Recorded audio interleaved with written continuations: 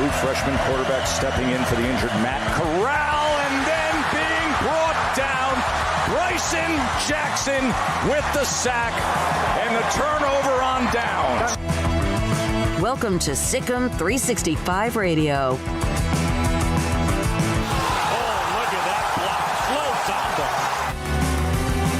Sikkim 365 Radio is presented by IdealMRI.com. High-quality MRIs for $497 or less. IdealMRI.com. Your health is important, so is your budget. And here's a reverse. Heading to the corner. Heading. Touchdown, Michigan. The 3 o'clock hour is sponsored by Waco Custom Marketplace. Meats, sweets, Texas treats, and a cut above the rest. 425 Lake Air Drive, Waco. Well, play action. Heineke going deep downfield, and interception number 11 for Trayvon Diggs. Now here's Paul Catalina and Craig Smoak. Welcome in to Sikkim 365 Radio, 365 Sports. This is our last show for a few days, as we're going to take the first couple of days of next week off as we do some housekeeping here in the studio and move some things around. Paul Catalina, Craig Smoak. Smokey is on vacation. And Craig, a couple things to talk about today. I mean, the NBA Finals started last night. Al Horford is like 100 years old, but he was 100 years awesome last night in that game for the Celtics in the fourth quarter. But the Big 12 had their best year ever, $426 million in revenue. And that's a 25% increase over the past year and 10% higher than its peak before the pandemic. So things are good, and they expect to name a commissioner by mid-July. So some good news coming out of the Big 12. Yeah, there was a lot more than that. I mean, they got into quite a few things, and as you mentioned, the distribution's higher. It's a little bit of a bounce back, and that's great. Not monumental by any means, but certainly they're above ground, not losing money like those figures that we saw a week or two ago that were the pandemic kind of figures that were out there.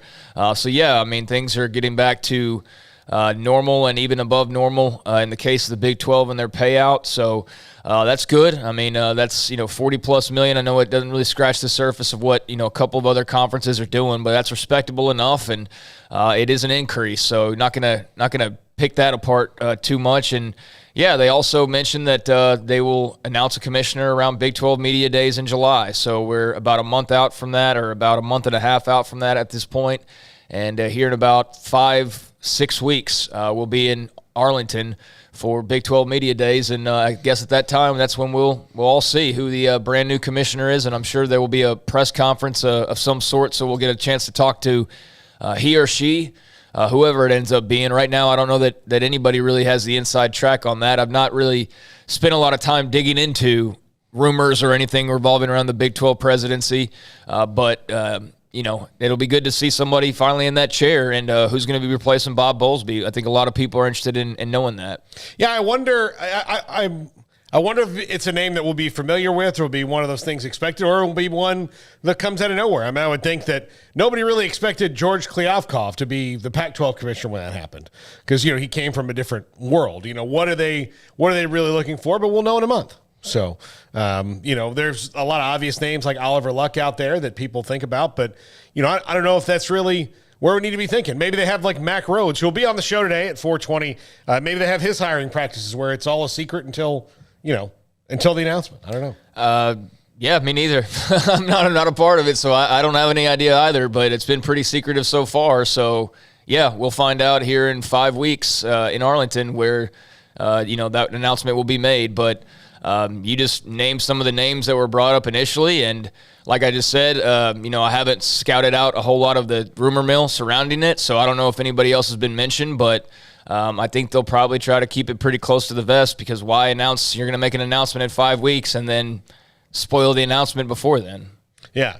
Big 12 also got into some new branding things, which is going to be interesting down the line. I don't know what that all entails as far as, what you're going to see from them moving forward is to try to rebrand without Texas and Oklahoma and make people kind of forget about that, because they're not. So, you're kind of a new league, and I know you're going to keep that name, but I don't know how do you move forward and make people not think losing Texas and Oklahoma is a big deal.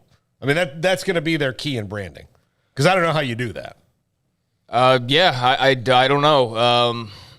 That's for those guys making big money to decide that are doing this. I have no idea of how you go about trying to rebrand. I mean, I don't necessarily think of Oklahoma and Texas when I think of the Big 12. I think of the Big 12. I think of Baylor and TCU and Tech and Oklahoma and Texas and the Big 12. I don't think they're taking the identity of the conference with them. Some people may feel that way. I don't think it really matters in the long run because it doesn't matter. But they're not going to take the name with them. It's going to be the Big 12. It's going to remain the Big 12. It's going to be 12 teams soon enough.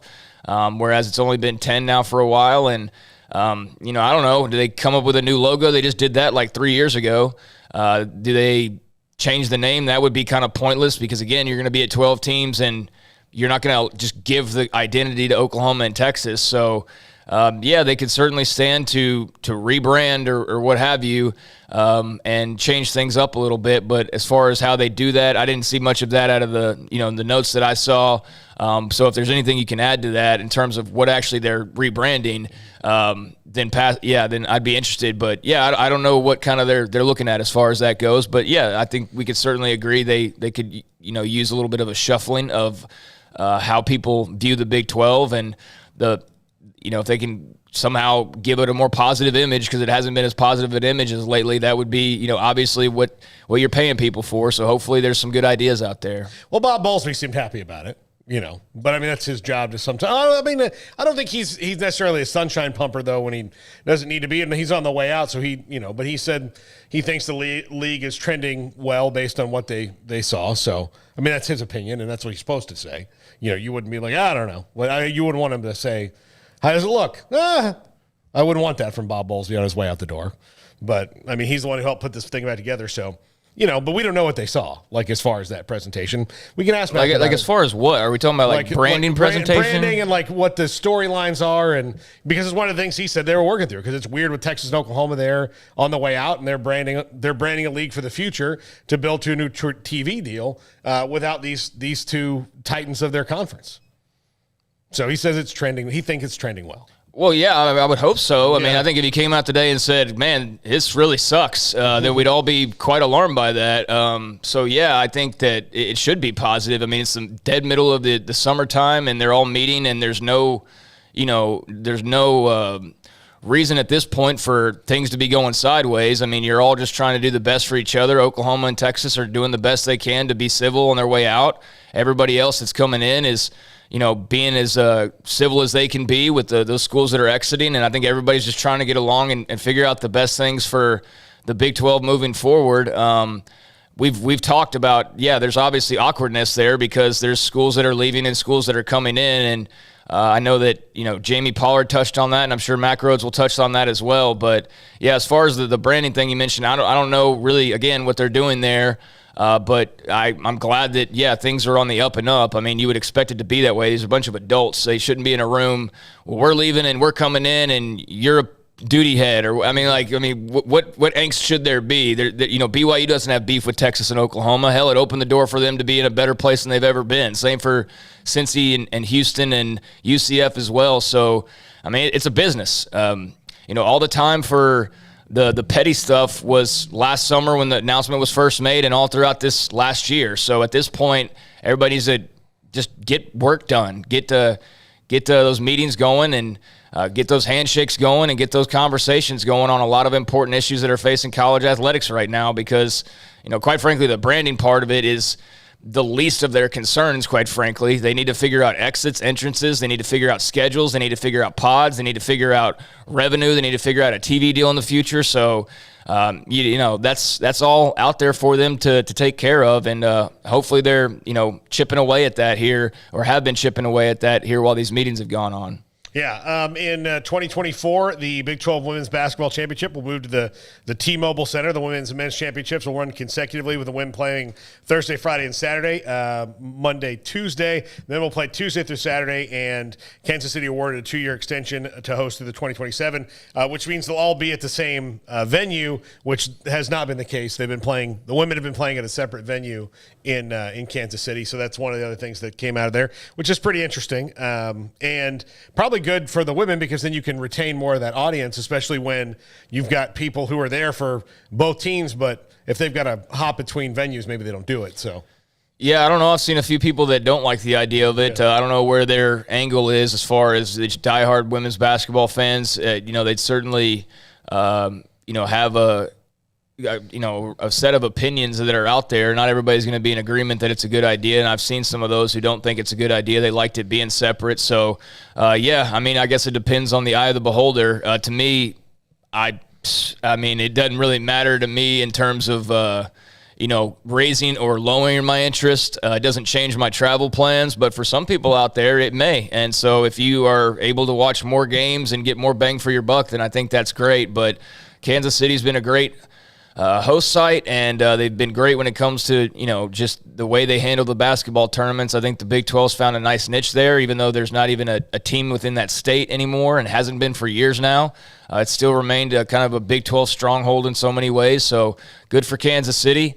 I spent all of 24 hours there before COVID hit and changed the world while I was out in Kansas City. So that's my lasting memory of that place. And I guess if they're sticking around a couple more years, maybe I'll find myself there with a little bit of a better trip. Yeah, I'd like to take you back. I've been like 10 times. It's amazing. It's a great event, and everybody who's a basketball fan of the Big 12 should go. I see a lot of people who want it in Houston. They want it in Dallas. They want it, maybe in one of these other news sites. I mean, this is only a 2-year extension, so. Yeah. I don't know how much of a factor, taking it towards where some of these other schools are played into things. But, I can't really say much about Kansas City. Again, I went there. I arrived. I was there for a few hours. COVID hit that night with Rudy Gobert, literally the night I got there. And then we were doing a radio show and on a plane the next day. So never even watched it, never even got into an arena in Kansas City when I was out there. Literally 24 hours, and then COVID changed the world. And I was in an airport coming back from Kansas City when no one knew what the hell was going on. Everybody was finding a mask and just didn't know. We didn't know what this disease was. We didn't know what this virus was. The way the media portrays it, we all thought holy cow, the worst place to be in the world is the airport right now. And yet there we were right in the midst of it. And in hindsight, obviously, probably no more raised risk than just being in Kansas City in general. But again, we didn't know anything. Rudy Gobert just dropped an atomic bomb on everybody the night before. So, I'm sure the Kansas City area, that's great for them. But, there are fans in Dallas and Houston and Oklahoma City and other places that I'm sure would like to see the tournament as well. But I think KC's done a good job from best I can tell. Yeah. It was. It's great. It's a great event, but I don't see the benefit of moving it into Dallas. I mean, at Kansas City, it's all right there. They have a navigatable downtown, which Dallas doesn't. Houston doesn't. It's not. I mean, Houston did a great job hosting the Super Bowl over there, but basketball tournaments to me are different. You need to be in a downtown that's. You can get around in. It's easy, foot traffic and all that. That's certainly not the case for Dallas at all. One of the question I do have, with the revenue, $42.6 million, obviously, Craig, that's the floor that they'd like to have. But do they get that, going forward with that Texas and Oklahoma? Probably not. Can you maintain at $40 million in the next TV deal? I'm curious to see if that goes down, or if that goes way down, or if they can maintain in the $40 millions. I don't know. I mean, we're not privy to those conversations. We'll never know. But I would think that $40 million has got to be at least the lowest number that they'll accept, or one of the lower numbers they'll accept going forward, because you want to stay somewhat competitive, don't you? I mean, I think everybody wants the most money they can have, right? Yeah. And I don't know what they would have as an option, Paul, if they said, we're going lower than that. I mean, you just said that's the lowest they'll accept. I mean, then what's their alternative? Or that they would like to accept. Well, that they would like to accept, yeah. I was going to say they don't have a choice on what they might have to accept. But, yeah, I mean, we have no idea right now what the revenue is going to look like in terms of those new schools and what they add. No idea. I mean, we can speculate on it all we want to, but they're not even the deal that's next up. I mean, we see the Big Ten, see the SEC, we talk about the $1 billion+ or whatever. I mean, they're certainly not going to even scratch that surface. And I mean, to think otherwise would be totally unrealistic and living on another planet. So I don't think there's many people out there, if any people out there, that think they'll, get anywhere in that vicinity.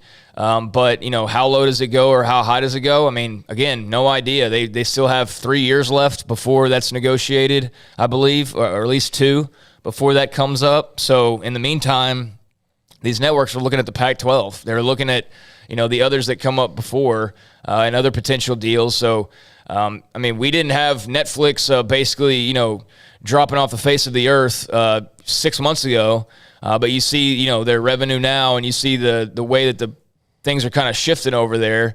It's not quite the juggernaut that it appeared to be a couple years ago. So for everybody predicting like Netflix will carry college football or whatever hopes there were, I mean, I don't know what's going to happen 6 months from now. So I have no idea when the Big 12's negotiating in 3 years or 2 years what they're going to be potentially facing and what they're going to be comparing it to. But 40+ is healthy enough to run these athletic departments, and if they need much more than that, well, then somebody better go out and win a football national championship or something. I mean, I don't know what else you can really do other than go out and just win games to really raise your profile all that much, and it's hard when you don't have necessarily schools that don't even have to win games to raise their profile. That's what the SEC's filled with, even though they do have those same teams that do win lots of games. But, Texas and Oklahoma's steadily won. Texas, not so much. Has it really dinged their brand at all?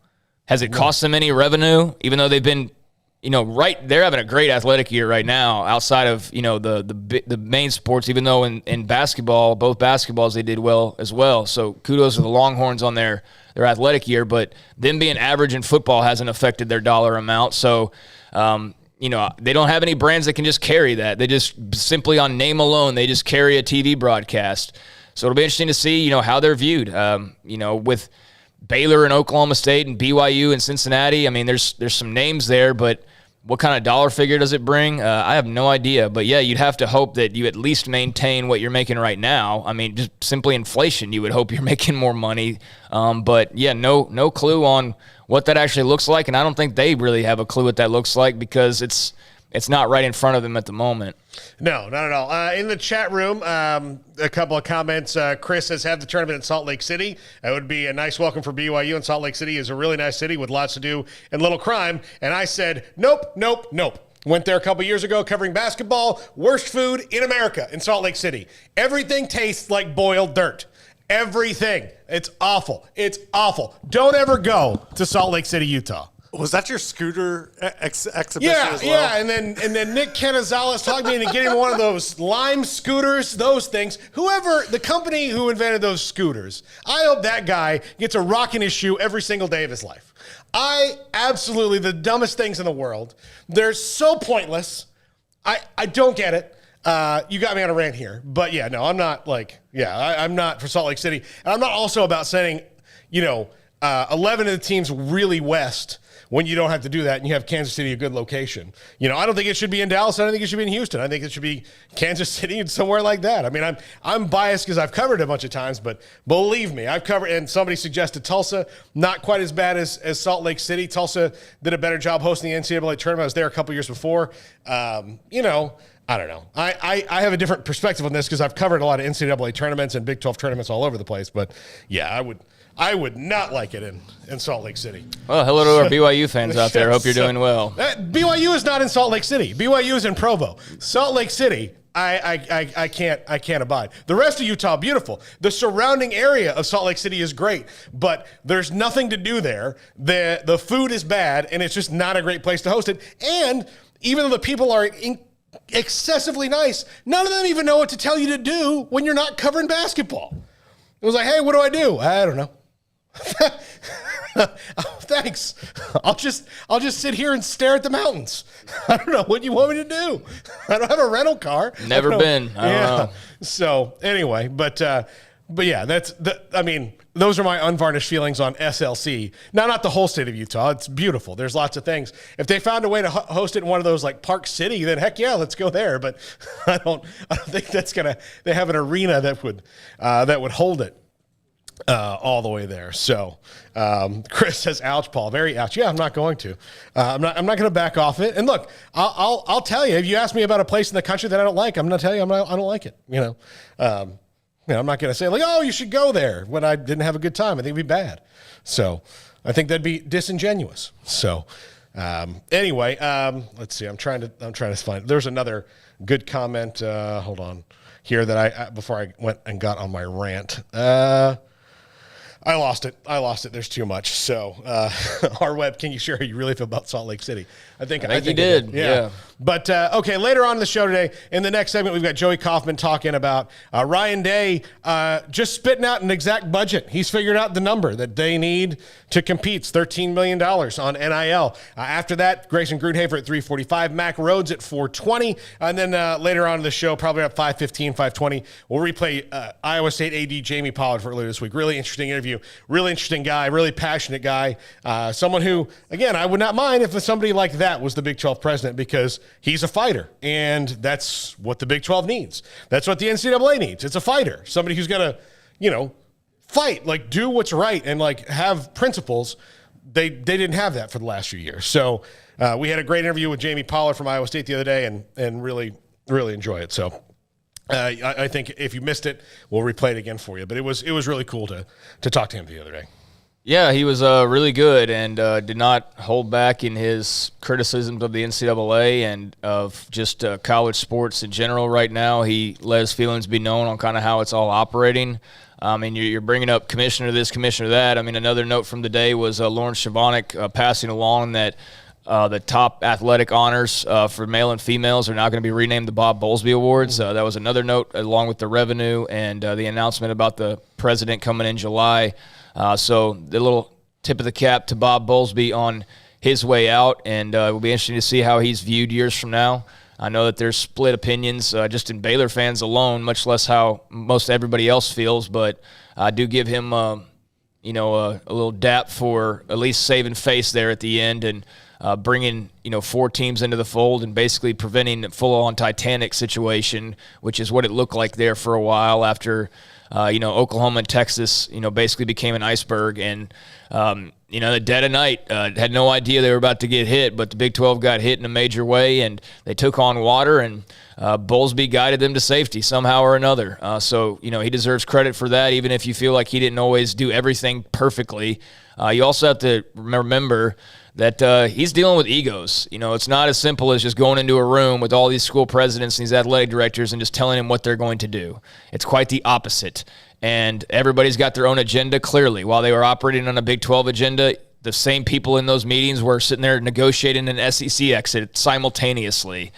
So that breaking of trust, would have been hard for a lot of people to overcome, but he didn't sit and wallow in his feelings. He just got to work, and the conference is going to live on as a result of that. So I do commend him for his quick action and for his quick decision making. And so they're gonna name the awards for Bob Bowlsby, and he's stepping down here pretty soon. I guess we'll bid him totally adieu in July when this new commissioner is announced. Yeah, and he'll be remembered like he probably upped his grade considerably. I mean, definitely upped his grade considerably at the end, but I mean, maybe probably do your best work at the end rather than the start. And, I thought he was somebody who at least calmed the waters when he came in, and there wasn't as much infighting, although, after the Baylor situation, that created some infighting and not really infighting, but virtue signaling from schools and all that. And that was never good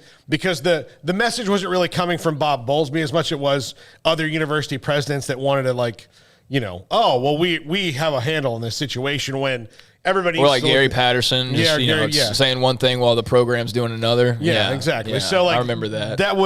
That wasn't great. Down south of here. Yeah. And then the whole, not getting the teams in the playoff when he had the shot to get one of them. I mean, that was dumb. That was just dumb. I talked about this yesterday. Everybody's, for or against playoff expansion or whatever. I'm fine with 12. I think the only way for any leagues to ever catch up to the SEC is to have a shot to actually play them. And I don't mean, Ohio State and Michigan out of the Big Ten every year, or USC or Oregon out of the Pac-12 every year, or, the same schools that are already sitting fat, happy, and have nothing really to worry about. They need a Baylor to get into the playoff. They need an Oklahoma State to get into the playoff. They need a Cincinnati when they're in the Big 12 to get into a playoff. And, the odds of them doing that while there's only 4 teams are incredibly low, as we've seen. The only team to be able to do it is Oklahoma. And you can't tell me for 1 second that they haven't got a little extra bump in the conversations when they've had maybe to decide between some teams. You think Oklahoma's gotten a bump because they're Oklahoma? Mm-hmm. Yeah. Do you think that Baylor or TCU, schools like that, typically get that bump? No, they do not. And so they finally had their opportunity. They had it early on in the playoff. For all we freaking know, TCU that year could have gone in the playoff and won the damn thing. Mm-hmm. Maybe Baylor could have. I mean, their offense at that time, now everybody does it. Now everybody copies it, basically. But at that time, people were, trying to change rules to stop it. Yeah. Saban was, trying to change the NCAA rules so that offenses like that couldn't operate. And then now he just adopted it because he realized, they're not going to change rules. I'll just do it myself.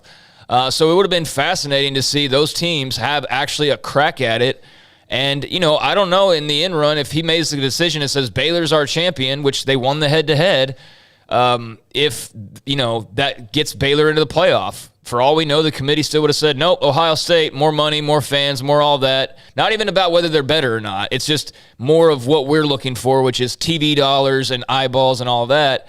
I mean, who's to say that they would have still gotten in? But the fact that he made no decision and then neither one gets in, that comes back around to him. Whether it was really his lack of decision or not, that still falls on his shoulders. And it seemed really gutless at the time. And I understand why he explained it the way that he did and why he made the decision that he did, but I still don't agree with it. I still feel like that was the time to stake your ground and just say, look, TCU, this isn't personal. You're a great team. But y'all two played.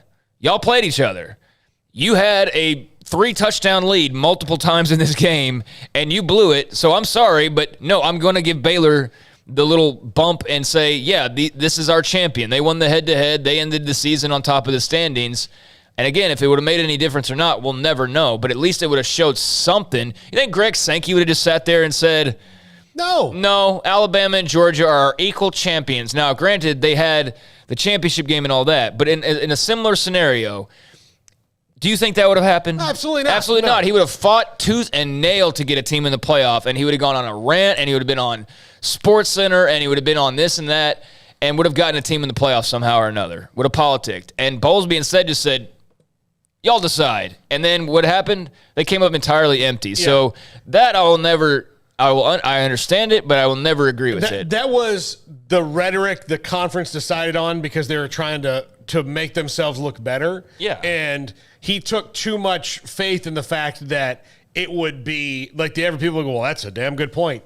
As opposed to what he did was when they were sitting in the room going, hey, we got to get 4 teams here and we've got 6 that we can choose from. They'd be like, well, this commissioner won't even tell us who the champion of this league is. Why don't we put a demerit in their corner for that? I mean, I don't know how if you were the committee, you didn't look at the commissioner doesn't even, they played and he doesn't even vouch for one of them. And if I was Bowlsby back then, I mean, I know it's easy in hindsight, but really though, you hear all these conferences talk, especially the SC, about how great they are.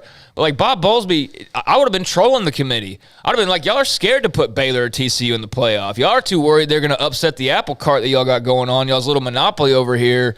Y'all are obsessed with blue bloods. Y'all are afraid to put TCU or Baylor in this tournament. I will never think that that was the right decision that was made. I will always feel like he should have pounded home that these smaller brands that you don't want them to have a part of your party because you're afraid they'll beat you. And whether or not that would have been the case, like maybe Alabama beats Baylor 50-0, but you know what? They would have gotten the playoff. They would have got that playoff check. They'd have that in their program. They would have had that opportunity. They could have come off a playoff year. Same thing for TCU, but instead they got nothing out of it. They got nothing, and they've never been.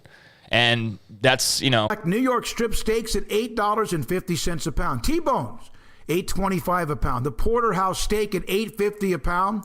All of them are delicious. They have a full-fledged butcher shop at Waco Custom Marketplace and a bakery as well. The butcher shop also has a special bacon ends and pieces for $2.99 a pound, chicken thighs for $2.50 a pound, sage breakfast sausage patties at $2.39 a pound, and maple breakfast sausage patties at $2.39 a pound. The butcher shop includes beef, pork, poultry, and seafood. Their Norwegian salmon is delicious, but everything is. And, of course, the bakery with fresh baked bread every day.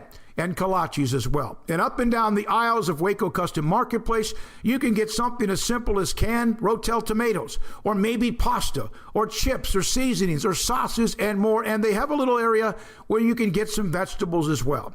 Waco Custom Marketplace, your hometown grocery store at 425 Lake Air Drive in Waco.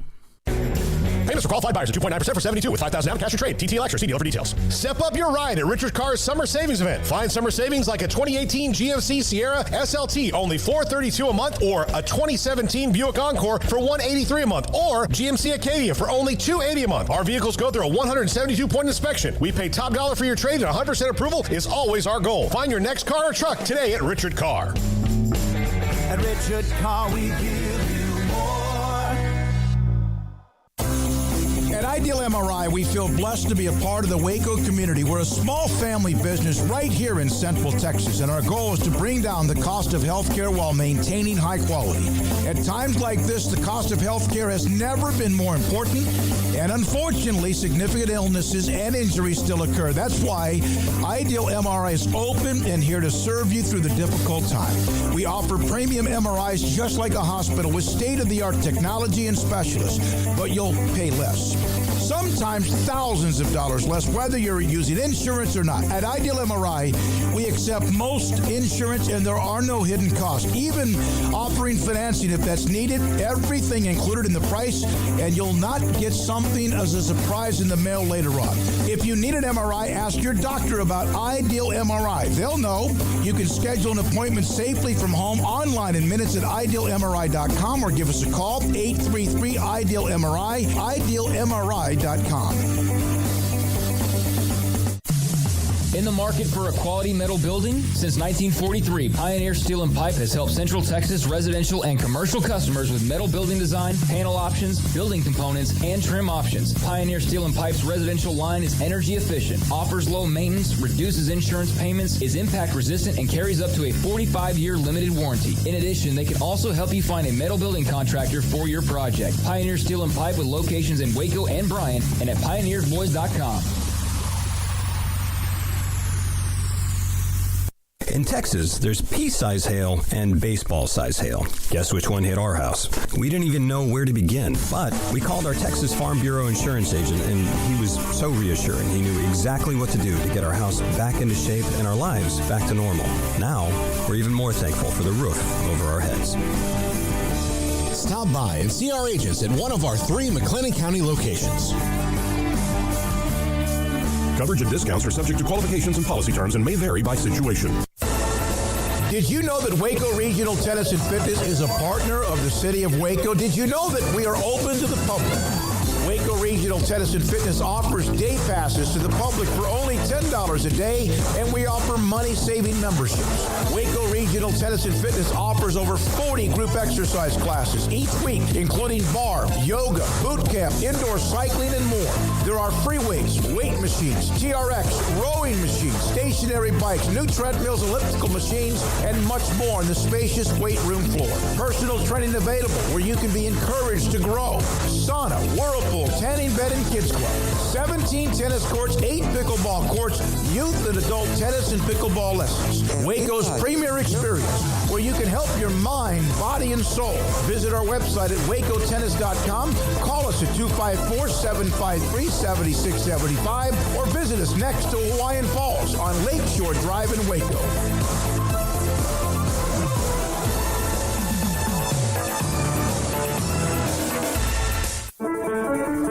One size fits all. That may be all right for an adjustable belt or cheap sunglasses, but when it comes to your financial needs, no one wants a one-size-fits-all strategy. Cam Heathcott, your Edward Jones financial advisor, knows that his most important goals are yours. That's why he takes the time to understand your needs, knowing you. That's with the most extensive variety of craft beer in Waco, a hidden gem on Lakeshore Drive and 19th Street.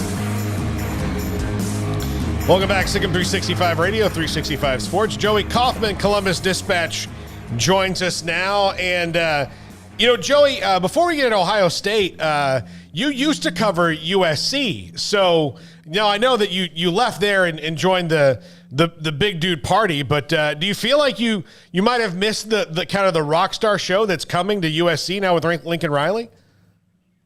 I guess. I mean, it seems like they finally decided to act like a college football blue blood program. I was a few years early in covering them, but it's been a remarkable 180 to see what's going on in Southern California this offseason. Yeah. Well, interesting comments from Ryan Day the other day, and I think this is the first time, if you take out the Nick Saban barbs at the end of his speech a couple weeks ago, it was kind of doing the same thing that Ryan Day did. Ryan Day just put a number on it of $13 million that he believes the Buckeyes need to stay competitive. This kind of sticks out in that I don't think I've ever heard a coach say the exact dollar number he's figured. And if Ohio State, and I know part of this is politicking and trying to spread panic to the fan base so they don't fall behind, but if Ohio State's worried about it, then shouldn't everybody be? Well, I think this is really the point on the college football calendar historically, where it's sort of the booster circuit, it's the fundraising circuit, and before, I think we've seen all of that really go towards facilities and improvements to the weight room, a players' lounge, and now really the pitch for coaches to boosters is the payroll, if you will. It's a case of, hey, we need to raise X amount of dollars and name, image, and likeness money that would be attainable for our players, or there's a risk that they would be plucked by another school elsewhere who is saying and whispering in the ear of a high school coach, a parent, or sliding in their DMs and saying, we'll offer you more NIL money. So I think this is what we're seeing with so many of these coaches now. I think, as you mentioned, the interesting part with Ryan Day is he's put a specific dollar amount, of sort of a fundraising goal, if you will, for Ohio State boosters and business folks around Columbus. How would you say, because we've talked to various people from various programs, and there are some that will say, like, hey, the school needs to get its act together on NIL. Like, they're nowhere near they need to be, or they're behind the eight ball. I mean, I remember Ohio State was one of the first times I heard NIL because of Quinn Ewers a couple years back. But how would you say the program's kind of dealt with this? Have they been on the forefront of it? Have they been just in line with most? How do you feel about that? I think they've been close to the forefront, but I think if you talk to boosters and people around Ohio State, there's a fear that they could slip a little bit behind the Texas and the Texas A&M. For a number of years, Ohio State had been really the school that had challenged Alabama for the recruiting title. Happened late during the Urban Meyer years and happened a couple just recruiting cycles ago, 2020 and 2021, where Ohio State was right by some boosters in Columbus. So that's kind of, those just launched this spring. So that's sort of where Ohio State is as far as the collectives and kind of the booster run groups.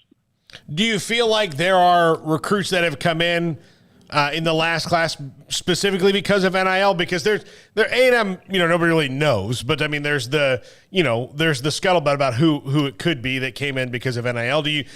Are there Ohio State players that think that is, because it's still Ohio State? People have always wanted to come play there and will always want to come play there.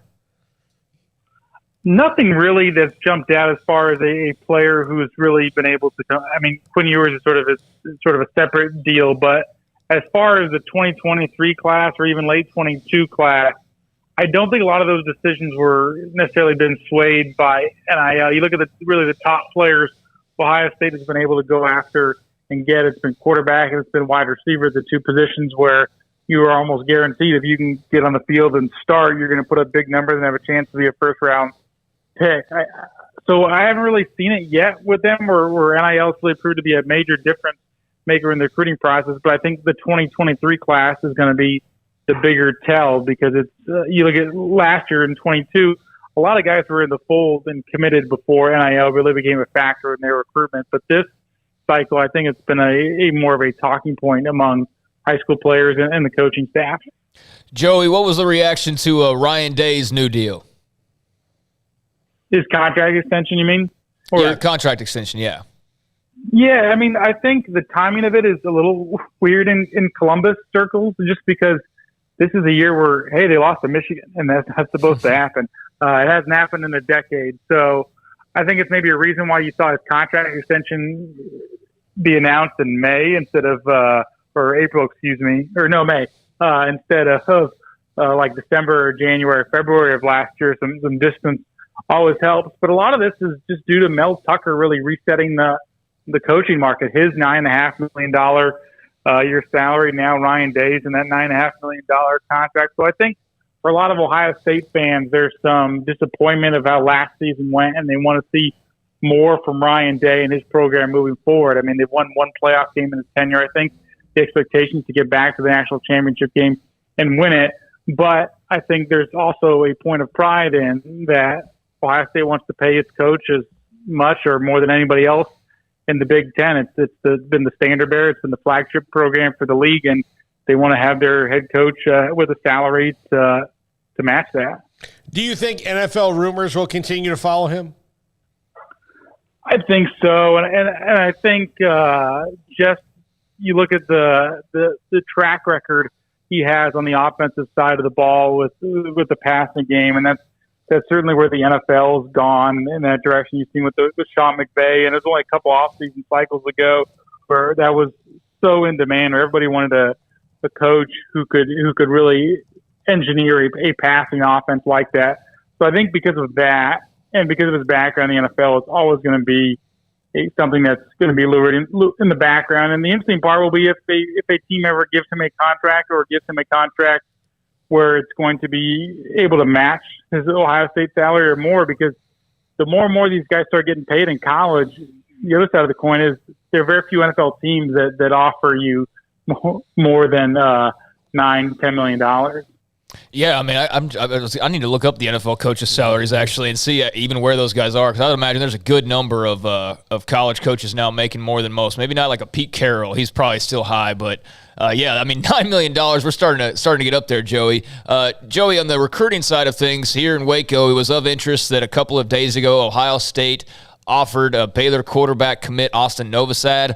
I know that Ohio State doesn't have a quarterback, I believe, in this upcoming class. Do you really keep track of that very much? And if so, your thoughts on, that's a school that when they offer a quarterback, people take notice.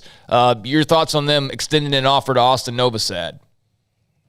Yeah, it'll be interesting to see how he goes about his recruitment by Ohio State now that he's in the picture. Ohio State doesn't have a 2023 quarterback in the fold, and if he does reciprocate the interest from Ohio State, maybe wants to go here, he's going to be sandwiched between Devin Brown, who was a top recruit in the 2022 class, and Dylan Raiola, who's one of the top quarterback recruits in the 24 class.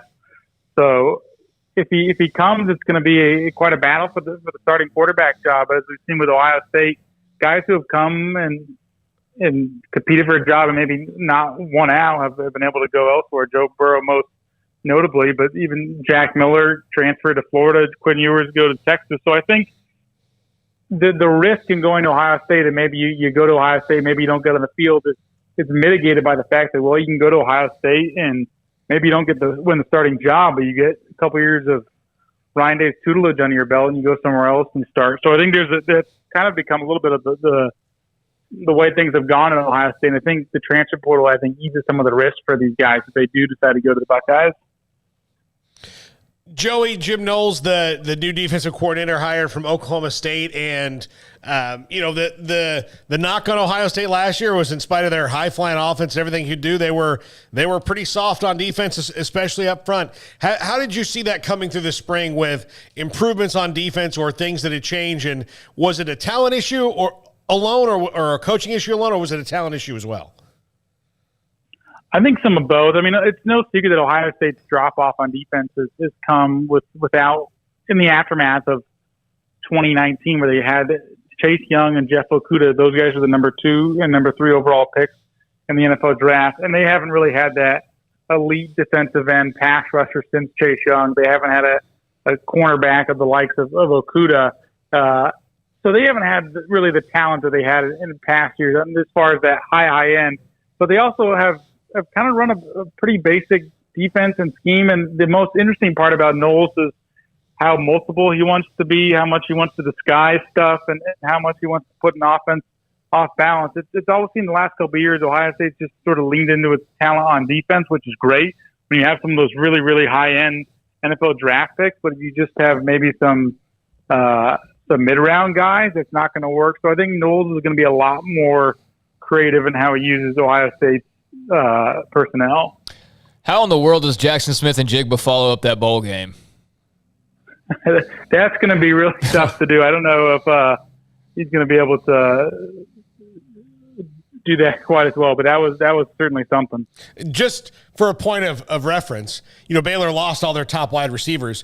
Jackson Smith-Njigba's one game is that's what 300 yards more than they all have together in one game.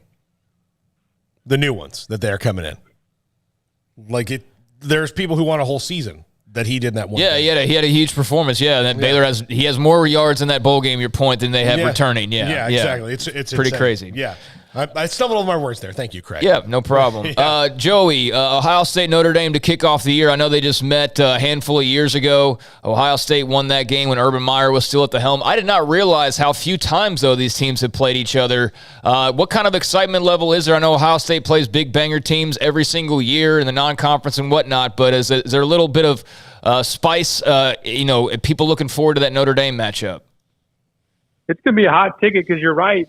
Despite being in really neighboring states and being two of the Midwest powerhouses, they haven't played a whole lot in their history. And this will be the first time they've played on campus since the mid-'90s. They played the Fiesta Bowl in a couple of recent years, but this will be a home and home. Ohio State goes to South Bend next year, too. Then you also have the added factor, Marcus Freeman, Notre Dame's first-time head coach. He was a former linebacker at Ohio State and added a couple assistants with ties to the Buckeyes. Their defensive line coach is Al Washington, who was not retained last year as Ohio State's linebackers coach. And Marcus Freeman tried to poach some guys from Ohio State staff like Brian Hartline, who was rewarded with a pay bump as well and a promotion into the title of passing game coordinator. So it'll be interesting if there are any feelings that may be carried over from the hiring cycle. But I think that's going to be, you talk about Marcus Freeman, his first regular season game leading Notre Dame has to go into the horseshoe where he played as a player. I think that certainly that will be quite a test out of the gate for him. Yeah, no doubt. I wanted to ask you, too, before we let you go, man, there's so much talk now about the championship game rules being thrown to the wayside. Conferences can come up with their own way of doing things with divisions or pods or what have you.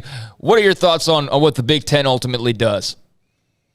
So my feelings are a little mixed because I think in some ways it's going to create, if the Big Ten gets rid of divisions, it's going to create some more equitable scheduling. If you're Indiana, if you're Rutgers, if you're Maryland, you've had a tough run these last 3 years where you have to play Ohio State, Michigan, Penn State on the schedule every year, Michigan State too. So that's going to help them out a lot. But I think the thing that's going to be, I think perhaps the biggest change for the Big Ten is Ohio State, Michigan have played the end of the year for forever, for decades and decades in college football. And without divisions, there's a very strong chance. Last year, for example, if you did not have divisions in the Big Ten, Ohio State would have played Michigan that last week in the regular season, and then we would have had a rematch the following week for the Big Ten title. And what makes that rivalry so great is everything that those teams are playing for, the Big Ten title game, a spot in the playoff or a national championship is on the line. So if there's a rematch the week after for a conference title game, that takes some of the luster out of that regular season rivalry. I think that's potentially a pretty big change in sort of the flavor of Ohio State, Michigan. Joey Kaufman, the Columbus Dispatch. Joey, thanks so much for hopping on with us today. Hey, good talking with you guys. Always great to talk to Joey. He's our man in Columbus. Yeah, it's interesting times up there, to hear that the Ryan Day rumors won't stop. I guess you can just kind of lump them in that Matt Campbell group of no matter what you sign, no matter what you pledge or what you say at a press conference, people are always going to still be looking to poach you or assuming that you're going to be poached by somebody. Maybe even Dave Aranda could be thrown in there as well after all the teams that were apparently linked to him last year. But certainly Matt Campbell and Ryan Day fit that bill. I guess James Franklin too, just in terms of guys are like, they can commit all they want, but you're still going to always wonder if they're really going to stick around for as long. So I can see why he would be in high demand, but it got to make you feel a little bit better that, he at least put pen to paper. Although, again, it doesn't necessarily matter in the long run. But, yeah, Ohio State, expecting them to be very, very good. Again, obviously, we didn't even talk about C.J. Stroud. I feel like that's a good thing, though, because everybody already knows about him. And I just had to throw Jackson Smith-Njigba in there because he's a Texas guy. But they're going to be really interesting. Opening up with Notre Dame and then closing with Michigan. That's a nice bookends, some nice big fat bookends on that season. And then in the middle, you've got, pretty good run of Big Ten teams too. I mean, you got to play Michigan State. You got to play Iowa. You got to play, I believe, Penn State. So, you add all that up, and that's going to be an entertaining schedule for the Buckeyes. And how that looks, though, post shuffling of realignment and divisions, that's going to be really interesting because, everybody's got different opinions, and you heard Joey's there. That's why I wanted to get his thoughts on how the Big Ten might do things. But, yeah, that's going to be a fun slate of games for the Buckeyes, who have just, for the most part, up until last year, have dominated the Big Ten regularly. Yeah, and it's interesting because, Michigan's kind of the one who's maybe on the shortest end of the stick in that they'll for sure get Ohio State and Michigan State every year if they did the 3-6 model. Say they did that. So nobody else may get teams that are consistently that good. Well, dude, look at the divisions. Ohio State, every year you play Michigan. Every year you play Michigan State. Every year you play Penn State. That's three of the biggest schools right there. And then you can say Michigan, every year they play Ohio State. They play Michigan State and Penn State. And the other side, you got Iowa, Wisconsin. Those are two mainstays, but Minnesota, PJ Fleck's, done a good job with them, so they're a much more formidable team than maybe they would usually be expected to be, I guess. But Illinois, Nebraska, Northwestern on the other side, that is an easier division, the Western Division. I think that's very clear. So shuffling that up will be interesting. But, yeah, Ohio State already having those games locked in, and then you add Notre Dame up front. That's going to be a lot of fun out there in the Big Ten East. Yeah, absolutely. When we come back, Grayson Grundhafer, SicEm365.com. This is Sikkim 365 Radio, 365 Sports. Allen Samuels has a huge new car and truck inventory in stock today for the month of June. The brands that win awards year after year. Shop the 2022 Ram 1500 Lone Star during the Make the Switch sales event. First responders get an extra $500. This incredible truck gives you everything you need for power, performance, towing capabilities, and a luxury feel from the repeat winner of Truck of the Year. Allen Samuels also celebrating Jeep Freedom Days, the incredible lineup of 2022 models. Check out the Grand Cherokee, the Grand Cherokee L, third row seating, Renegade, Cherokee Wrangler, and the Wrangler 4xe. The incredible SUVs for their design and technology, and you can test drive one today at Allen Samuels Dodge Chrysler Jeep Ram Fiat. Tell Ted Teague David Smoak sent you and that great staff. Loop 340 east of 84 in Waco. Baylor University is where lights shine bright. So, let there be light. Let there be roommates and teammates, scholarship and championships. Let there be fresh starts and new traditions, fast friendships and lasting impacts. Let there be laughter. Let there be joy. Let there be light. Baylor University, where lights shine bright. From the first workout to the last practice, sports is an incredible and rewarding challenge. Hi, this is Dan Ingham with the First National Bank of Central Texas, and we're proud to support each athlete, every parent, and our educators. From families, small businesses, to the biggest industry, we're here to help. With remarkable products like our free First mobile app, we've got banking ideas that fuel big dreams. That's the First National Bank of Central Texas. Familiar faces making local decisions. Member FDIC, Equal Housing Lender. Boots add protection.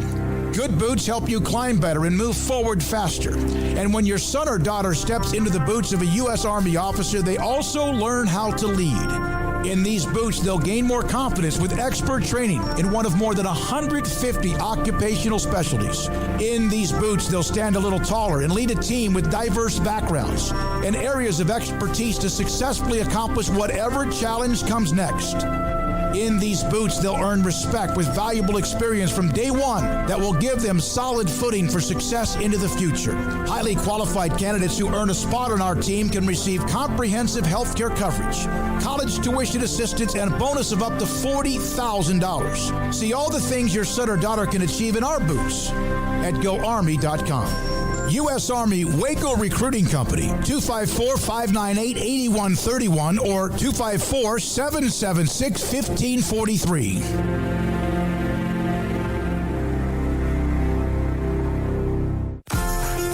Automatic Chef Canteen is a full-service micro-market vending and office coffee provider with state-of-the-art vending equipment, a wide variety of products, and offering custom-fitted micro-market vending office coffee solutions for your employee break room.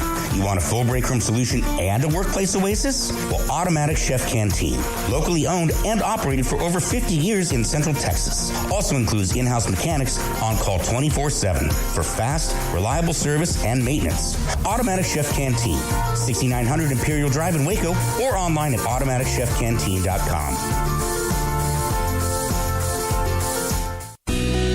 Camille Johnson Realtors guide you seamlessly through the process of buying your dream home or selling your current one. Commercial, farm and ranch, or residential, Camille Johnson Realtors can smoothly and successfully lead you through any transaction. With a team of 28 experienced agents who are excited about serving you, Camille Johnson Realtors services the entire greater Waco area. If you're in the market to buy or sell, contact Camille Johnson Realtors, 104 Midway Center in Woodway, or find them online at www.camillejohnson.com. Camille Johnson Realtors, elegant, charming, warm. Welcome home. Baylor Scott and White Southwest Sports Medicine and Orthopedics, the team physicians for Baylor Athletics, diagnosing and treating all sports-related injuries, including concussions. These specialists also provide orthopedic services for athletes and non-athletes alike, whether it's knee or shoulder pain, hand or wrist injuries, orthopedic spine care, and even an arthritis and total joint clinic. Trust the doctors Baylor Athletics trusts. Baylor Scott and White Southwest Sports Medicine and Orthopedics wants to get you back in the game.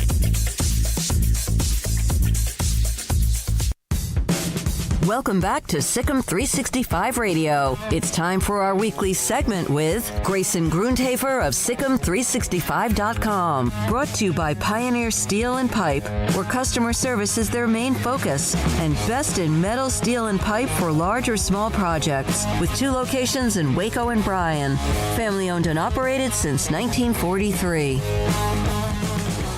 Welcome back, Sikkim 365 Radio, 365 Sports. Paul Catalina, Craig Smoak, and Grayson Grundhafer, Sikkim365.com, recruiting analyst. And Grayson, Baylor now into the class of 2025 making offers?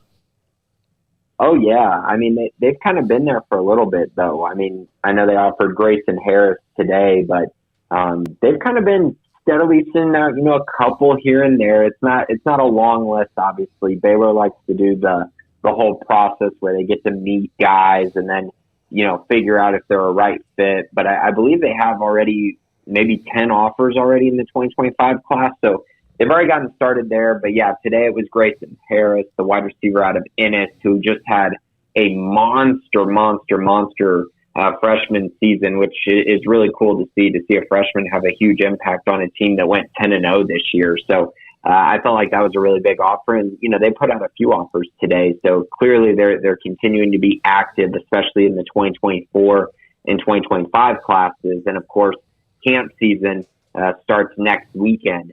So there's going to be a bunch of camps in June and then one in July where they're going to put out a bunch more offers to kids from 2023, 2024, and 2025 classes. So it's going to be really exciting to see all the offers that go out.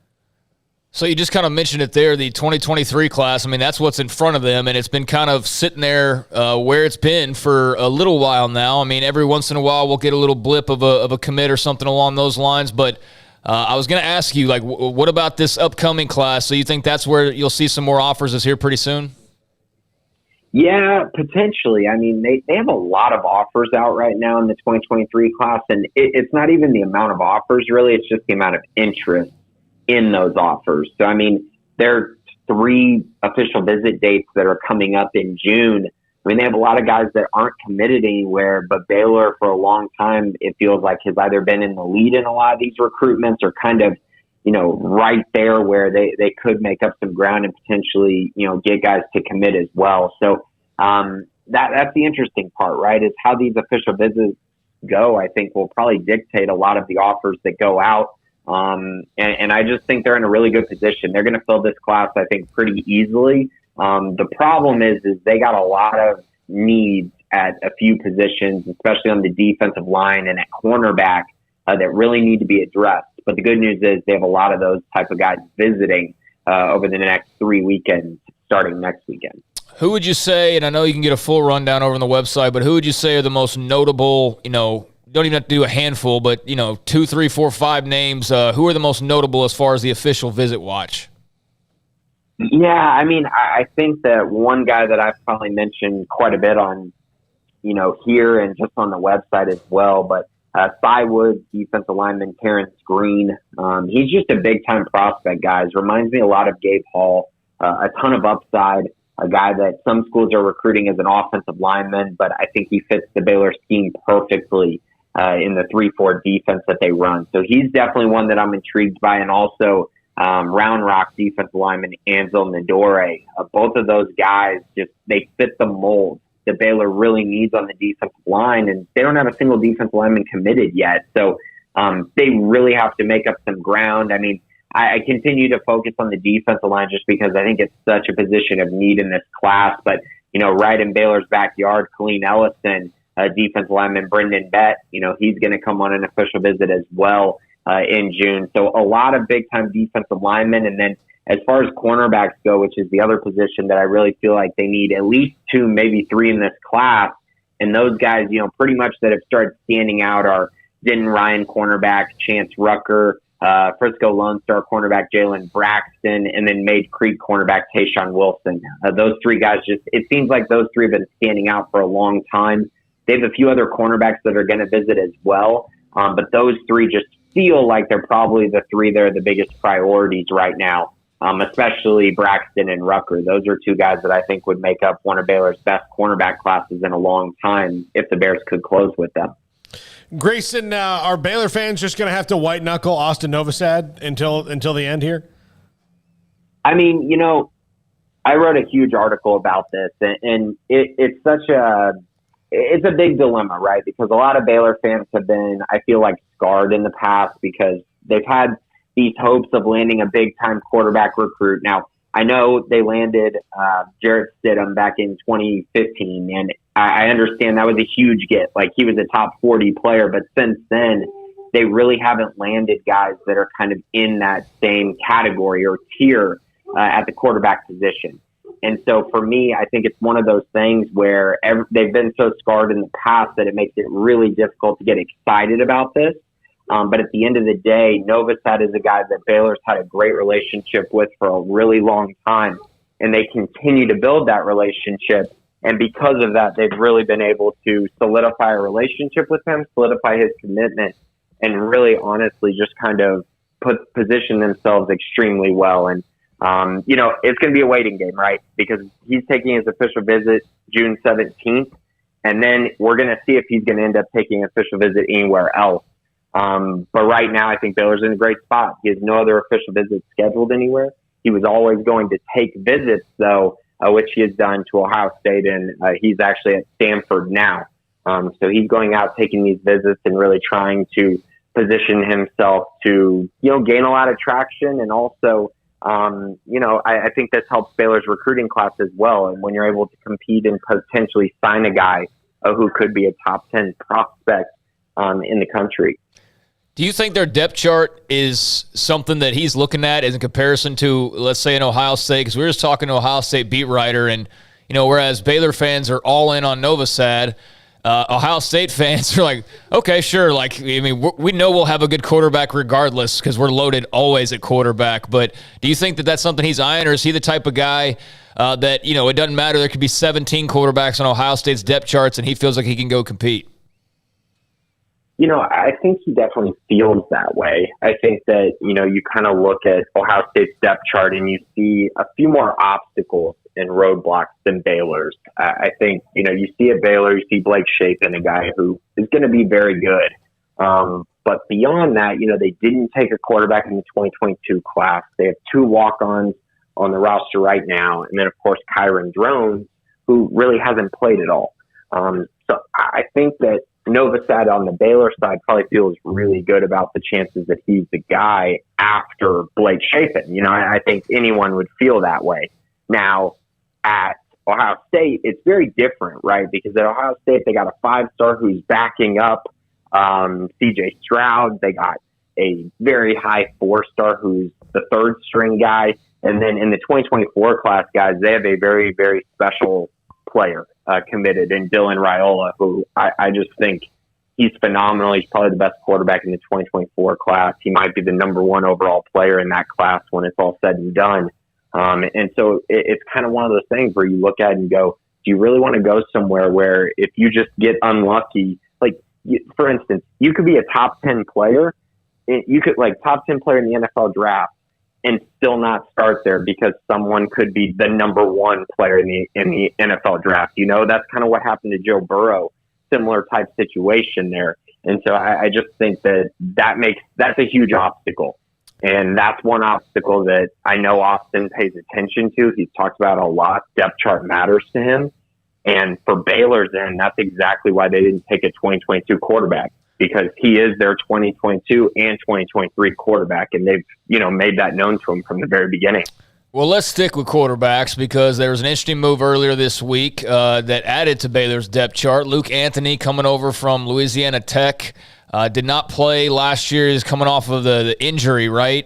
So he's had that injury history, but everything's good to go there. Very experienced, has played in a lot of games, actually played against Baylor, at one point. What are your thoughts? Because I know some people see that and go, oh my gosh, the sky is falling. Clearly the quarterback room's not good enough. And then there's other people that see it and say, oh, that's very much some needed depth that they otherwise did not have. How do you kind of view the addition of Luke Anthony? I mean, guys, if you want to turn back the clock on that game, I mean, they put up 27 points on Baylor. Mm-hmm.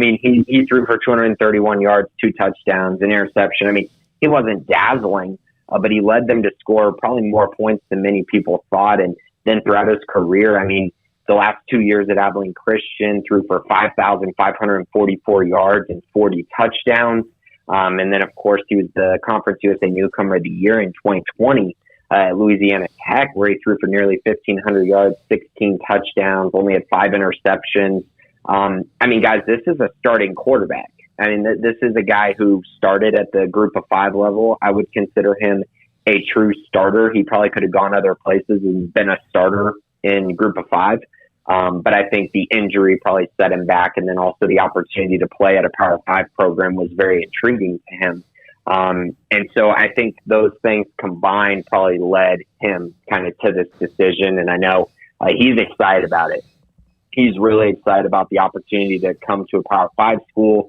I know his cousin played baseball at Baylor as well. So there's a little bit of a connection there. And I mean, you got to have connections when you decide to walk on somewhere. But just to be clear, I mean, this is a great pickup. Not many people get a, 4-year starter as your potentially third string guy on your depth chart. So this is big, much needed addition, much needed depth. And I think Luke Anthony coming in is one of those really big positives for development as well, because I think he's going to really help Blake Shapen and Kyron Drones and teach them how to be true college quarterbacks, because neither one has gone through a whole season, a whole grind of a year being the starting quarterback. So I think for Luke Anthony, that's going to be a big part of his job as well. As well as providing much needed depth in case injuries happen. Well, yeah, and I think that the best part about this move is it doesn't stunt anyone's growth at all. I mean, it doesn't change Kyron Drones. It's not like they brought in a guy who could potentially jump in front of him for 3 years and Baylor would lose him to a transfer. It leaves him in exactly the same spot. Well, and it sticks to what they've told Austin Novosad the whole time as well, right? I mean, because they added this guy, but he's going to be gone next year. So it sticks to them. I mean, everything they've told Austin Novosad, and that's big as well. But yeah, you're right. This doesn't really impact anyone at all, in my opinion. I think this is the most perfect quarterback pickup I think they could have had, unless, of course, you get somebody who's better than Blake Shapen, which would have been, that's very hard to find, in my opinion.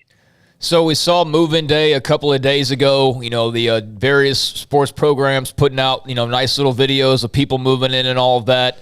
I know there were some guys who early enrolled, but amongst the newcomers who, obviously are starting from scratch here in these summer workouts and whatnot, who are you most excited to see that you feel like could potentially, find themselves making a little noise earlier rather than later? Yeah, I think the guys that really stand out, well, there's quite a few. I really like this 2022 class. I think that you kind of look up and down and you go, okay, so where is their potential playing time available, and really there isn't that much for Baylor, that is. But I think a guy like Jordan Neighbors, if he comes in and is really just surreal on the football field, I mean, there's a chance that he could come in and make an impact right away. That would not shock me at all. He's been so productive in his time at Rockwall Heath, and I just think he's a fantastic player. And he's going into a position that right now is very ambiguous. You know, we don't really know who the top guys are. I mean, we can make guesses and make judgments, but I would say that it's as open a position as you could possibly find. So if he comes in there and just, you know, takes practices by storm, I mean, there's a chance that he has a major role on this team.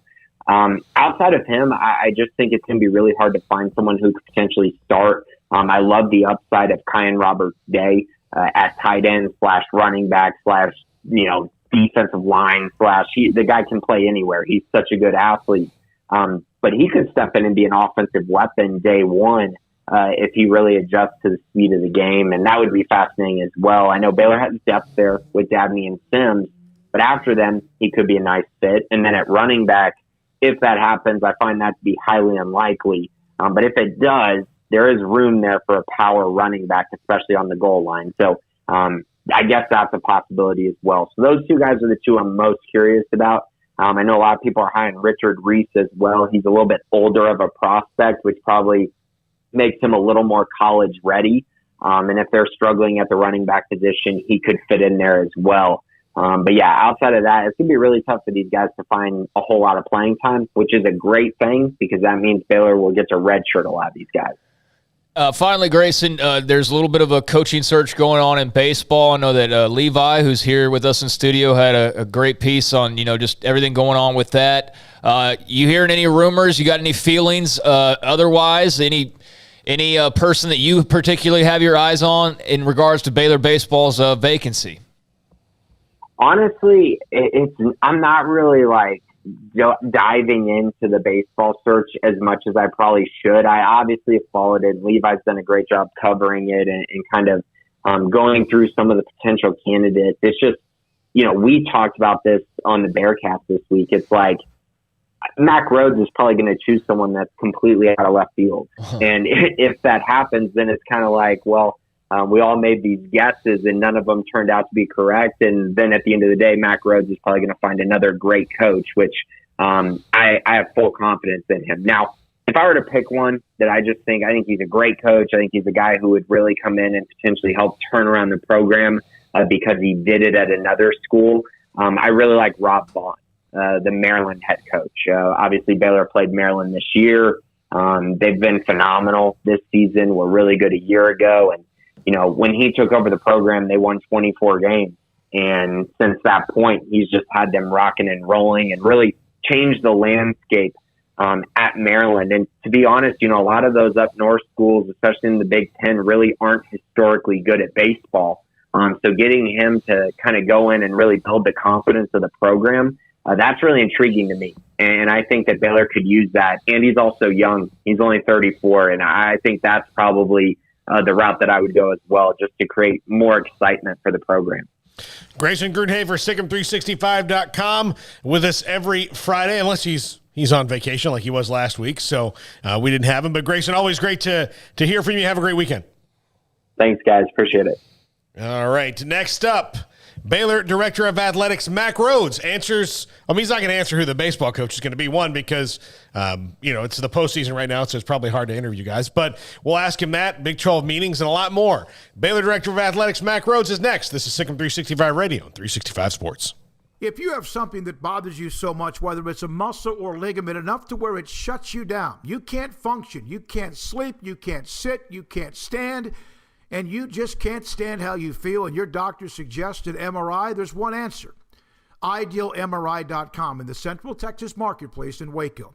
IdealMRI.com will get you an appointment, and sometimes they stay open in the evenings based on your availability and your schedule. How about that?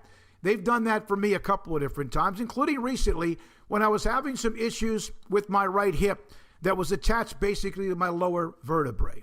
IdealMRI.com, $497 is what it will cost or less every single time. Not once, But every single time, my latest MRI cost me $400. My insurance took care of about $100 of it.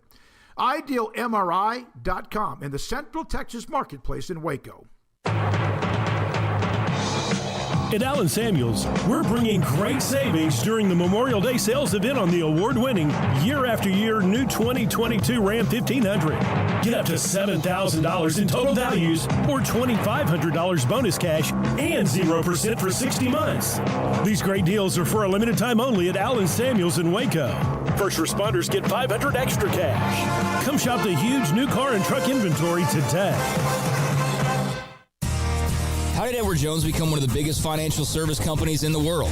By not acting that way. Financial strategies, one-on-one advice, it's a big difference. And that's why Brad Wilson, your Edward Jones financial advisor, makes sense of investing. Experience the difference for yourself. Brad Wilson, 250 Sharon Drive in Woodway, 254-776-4337. Edward Jones, member SIPC. From the first workout to the last practice, sports is an incredible challenge. Hi, this is Dan Engel with the First National Bank of Central Texas, and we're proud to support each athlete, every parent, and our educators. From families, small businesses, to the biggest industry, we're here to help. With remarkable products like instant issue debit cards free at all of our banking centers, we've got banking ideas that fuel big dreams. The First National Bank of Central Texas. Familiar faces making local decisions. Member FDIC, Equal Housing Lender. Shorty's Pizza Shack at 12th and Bagby is a homegrown, family-owned and operated must-visit pizza place in Waco. Fantastic pizza by the slice or get the whole pie to share. Great happy hour specials every single day, and it's not just pizza. Great wings. You have to try the Sikkim sauce, chili cheese fries, pizza pillows, and more. Dine in for a great hangout or carry out. Order online at shortyspizzashack.com or do yourself a favor and bring your crew to the restaurant at 12th and Bagby. Shorty's Pizza Shack. Tell them Paul sent you by.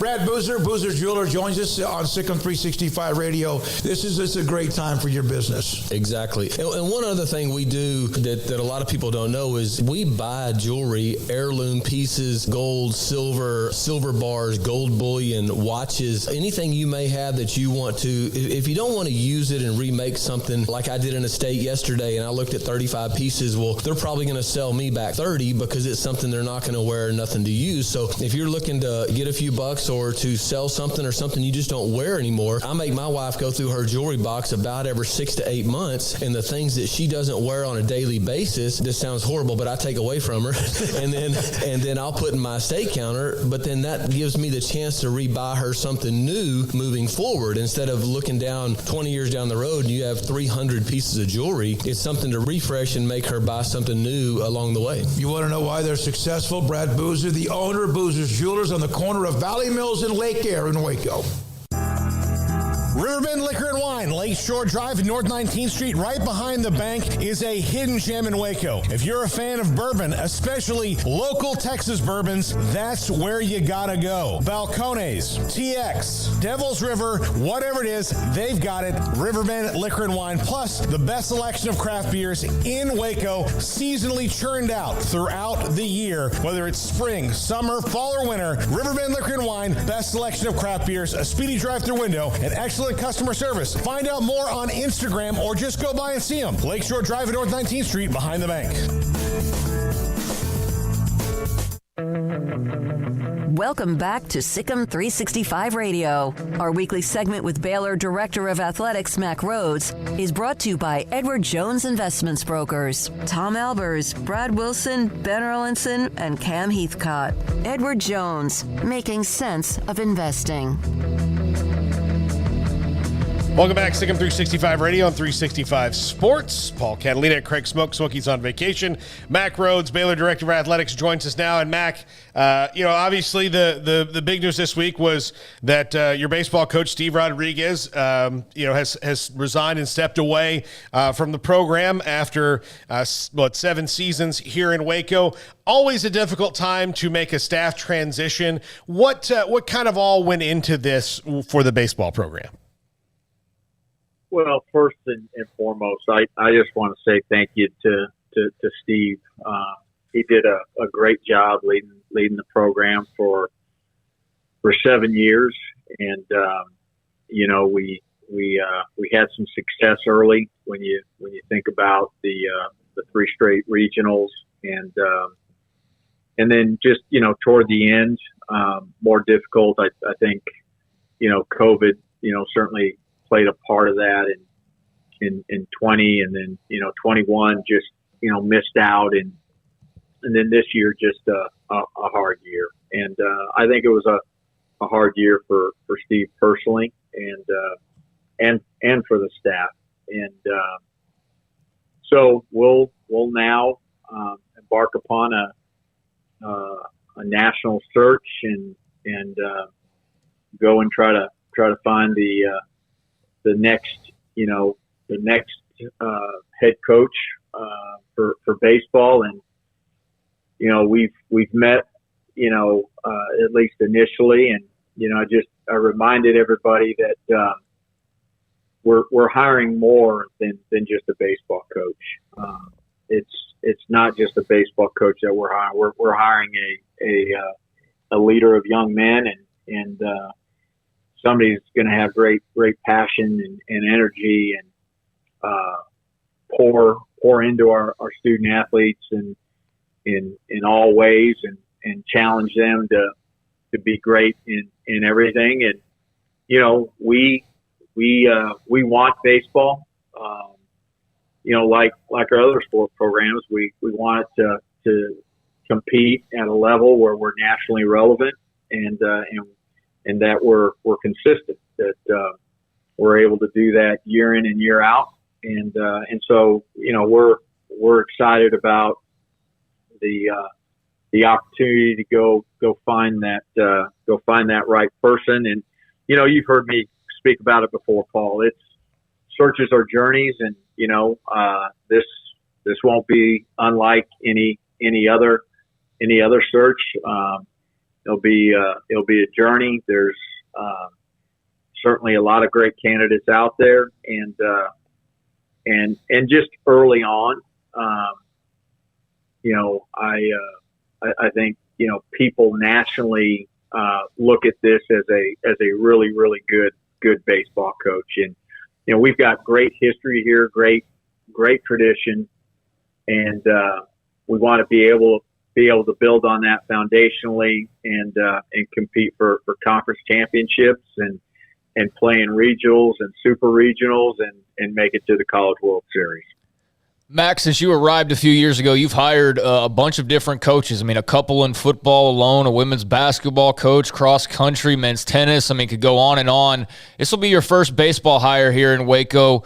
How unique is the baseball job in comparison to, let's say, hiring a football coach because of the scholarship situation and what all goes into that as a private school, but also the fact that, baseball rules could be changing somewhat. Is there a separate uniqueness to hiring a baseball coach versus maybe some of the others?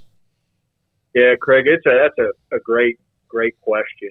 And with baseball, you have 11.7 scholarships, right, to spread over your entire roster of 35, and so it's hard, particularly when you're at a private institution and your tuition is higher, and total scholarship, total cost of attending is higher. And we're working on some ways to help with that. I think, what we're going to do with Alston and some other things, but it's a challenge. It's a uniqueness. But I would say that, when you think about just the state of Texas, and I think you could say this about maybe all sports, but it is a talent-rich state when we think of baseball, and I certainly believe there's more than enough prospective student athletes in the state of Texas, and that we'll hire somebody that has an understanding of that, and we'll be able to navigate that, and even maybe despite the scholarship challenge, be able to find a way to do that. And what I don't want to happen is that becomes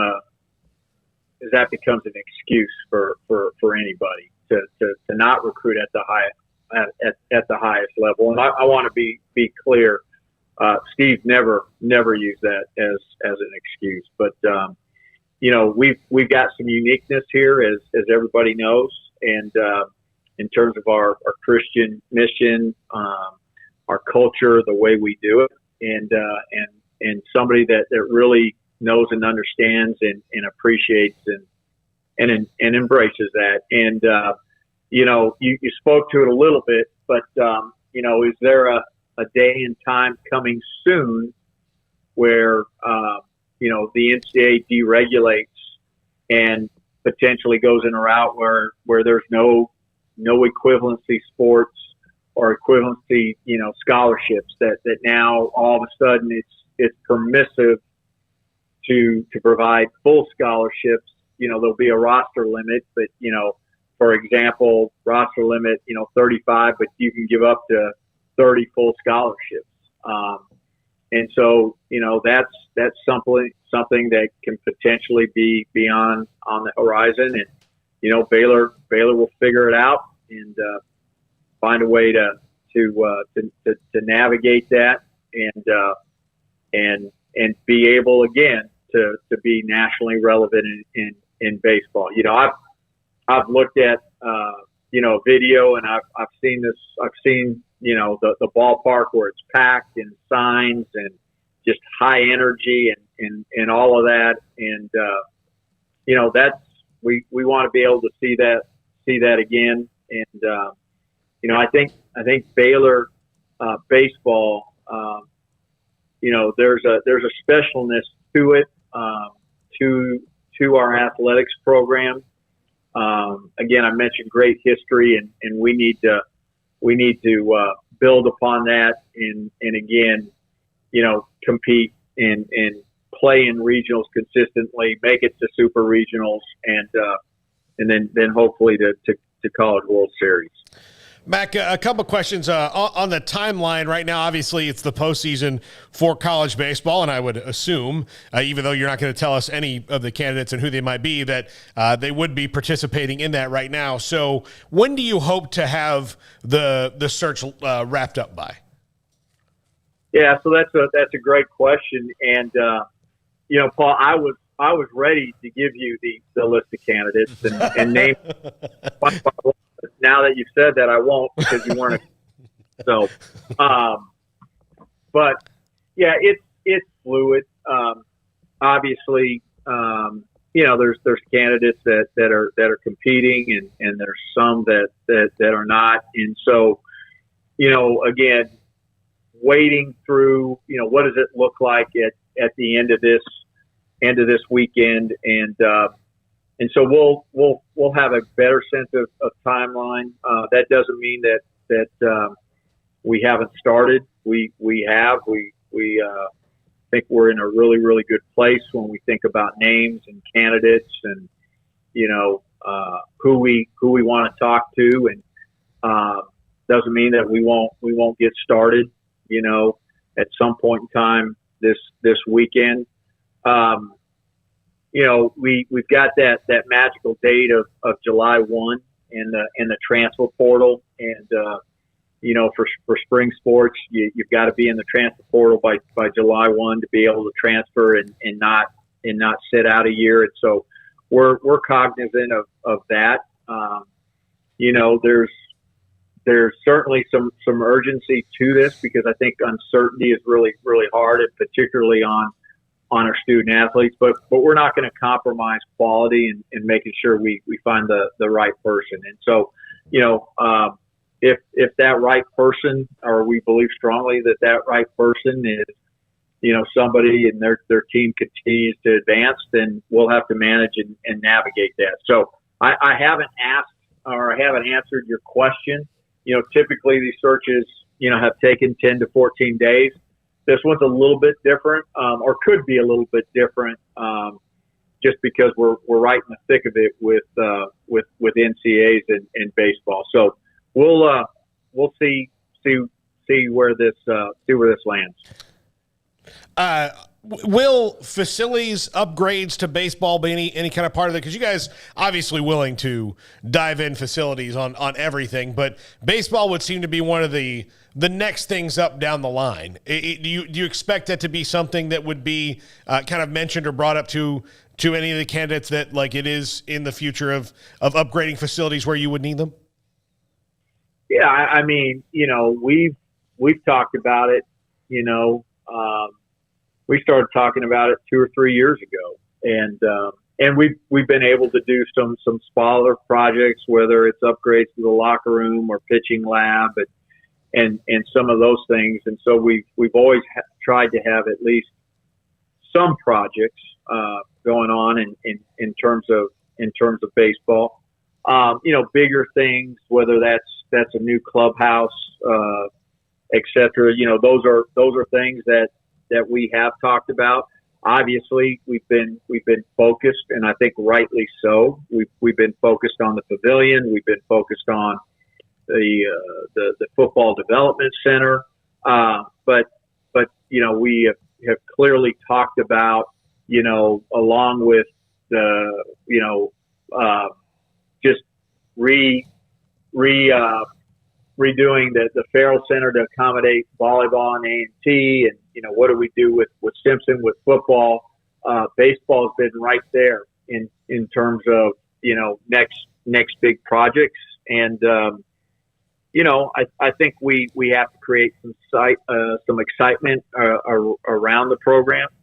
Obviously, we're gonna need to go out and raise money in order to do all of those things, but there's intentionality about doing all of that. And so, yes, I certainly foresee in the future us trying to do some things to enhance baseball facilities on a larger scale.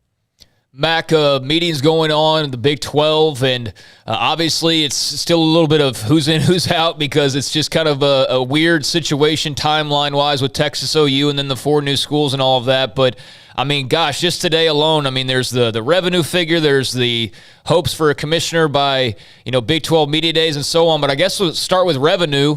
Obviously COVID took a hit out of everybody and took a bit of everybody's pie. But how did it feel to see the Big 12, see their revenue increase last season? Yeah, no, I think we were all extremely grateful to see the numbers. And of course, we're in the process of budget, and so we knew those numbers. But for us to be back on track and the projected numbers, and for us to continue to be in a healthy place when you think about the other 4 Power Fives. And so I think that I don't know, I left. It's interesting. So I left the meetings candidly really, really excited about the future of the Big 12, and that it is viable, and it will continue to be viable, and I certainly even think more viable than what it is today when we think about the 5 autonomous conferences or the 5 Power Five. The Big 12 is going to be strong, and it's going to be relevant. And so left Dallas extremely excited. And then on the other hand, I also left Dallas really frustrated. Really frustrated in terms of the state of college athletics and where we are and trying to navigate all of this. And I think what's most frustrating is there's not a lot of answers, at our fingertips. I appreciate the great work that the members of the Transformation Committee are doing, and obviously Dr. Livingstone, a part of that, Shane Lyons, the athletic director from West Virginia also. And so Big 12 has 2 representatives, And so, there's a lot of heavy lifting going on, but there's so much more to do, and and just trying to figure out what membership levels are going to look like, and how we're going to potentially govern ourselves, what kind of new governance model. So there's a lot going on, and so I apologize for the long answer, but I am excited about the future of the Big 12. Well, Mack, we had Jamie Pollard on the show the other day, and you know him well. He's a very passionate individual, and we talk to you all the time. You talk to him. We've talked to other athletic directors. It seems like everybody wants similar things, but not the same exact things. And the devil's in the details, and that appears to be where these things are going off the tracks. Am I wrong there? Yeah, I think I think we all believe in the value of college athletics, and we get so distracted from it because of the money, quite frankly, and that's in many shapes and sizes, right? That's whether it's salaries, whether it's name, image, and likeness, whether it's Alston, whether all kinds of things. And, fundamentally, we've got to find a way to get back to our foundation. I truly believe in the value of education, and that seems to just get lost in all of this. And, when you think about the percentages of Americans that have a college education, and we're certainly providing that for many of our young people. Again, that just seems not to mean anything to anybody anymore. And so I think we need to go back. We need to go back to that. And then, how we navigate some of these other pieces, Paul, will be interesting. And, I think we're moving away from the days where the NCAA is going to navigate all of that because of antitrust.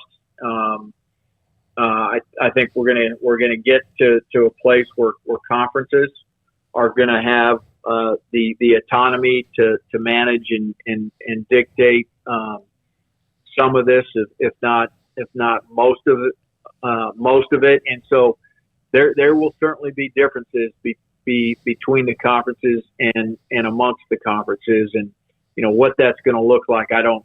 Nobody knows it at this point in time, but I think if you fast forward a year from now, we'll certainly have a better idea. And so it's frustrating because there is a lot of commonality and there's a lot of shared vision in terms of what our core values are. But there's certainly just a lot of differences, even within the Power Five, let alone then the Group of Five and all Division I. And so how do you do that and make everybody feel good about it? And so that's the challenge. But hey, we'll find our way. Just because I'm frustrated today doesn't mean I'll be frustrated a year from now. We'll thread this needle and find the way. Mack, one of the hottest topics, I guess, in college circles over the last week or two has been the elimination of divisions for those who want to, change up their championship game format. Everybody given the option, the autonomy to be able to, crown their champion the way that they want to. With the Big 12 kind of in this weird transition, as I mentioned earlier, and so many other issues on your plate, how much was any of that discussed amongst the topics that you guys addressed? Yeah, and so we certainly talked in depth about football matters, football rules, etc. And when I mentioned that, right, transformation committee, modernization of rules, and so we talked about recruiting calendar and some other things in regards to football. We didn't dive deep. To be honest with you, into what what the schedule will eventually look like, and whether or not the Big 12 will have divisions or one division. We've got that subcommittee, and it was really pushed to them, and obviously I'm fortunate and blessed to serve on that. But when we were out in Phoenix for spring meetings, that that hadn't passed. It hadn't gone through the D1 Council. And now that it has officially, we'll get to work on it and see, what one division looks like, what that model looks like versus what two divisions looks like. And again, right now we're just focused on the 23 football season and the 24 football season. Right. Whatever we do in 23-24 doesn't mean that that's exactly the way we're going to do it in 25. And I think, when we think about 25 and beyond, it's now 12 teams, it's new television partners, it's how many are in the CFP, is it 12? And so all of those, I think, will have a factor in terms of what conference schedule and whether it's one or two divisions beginning in 25 and beyond.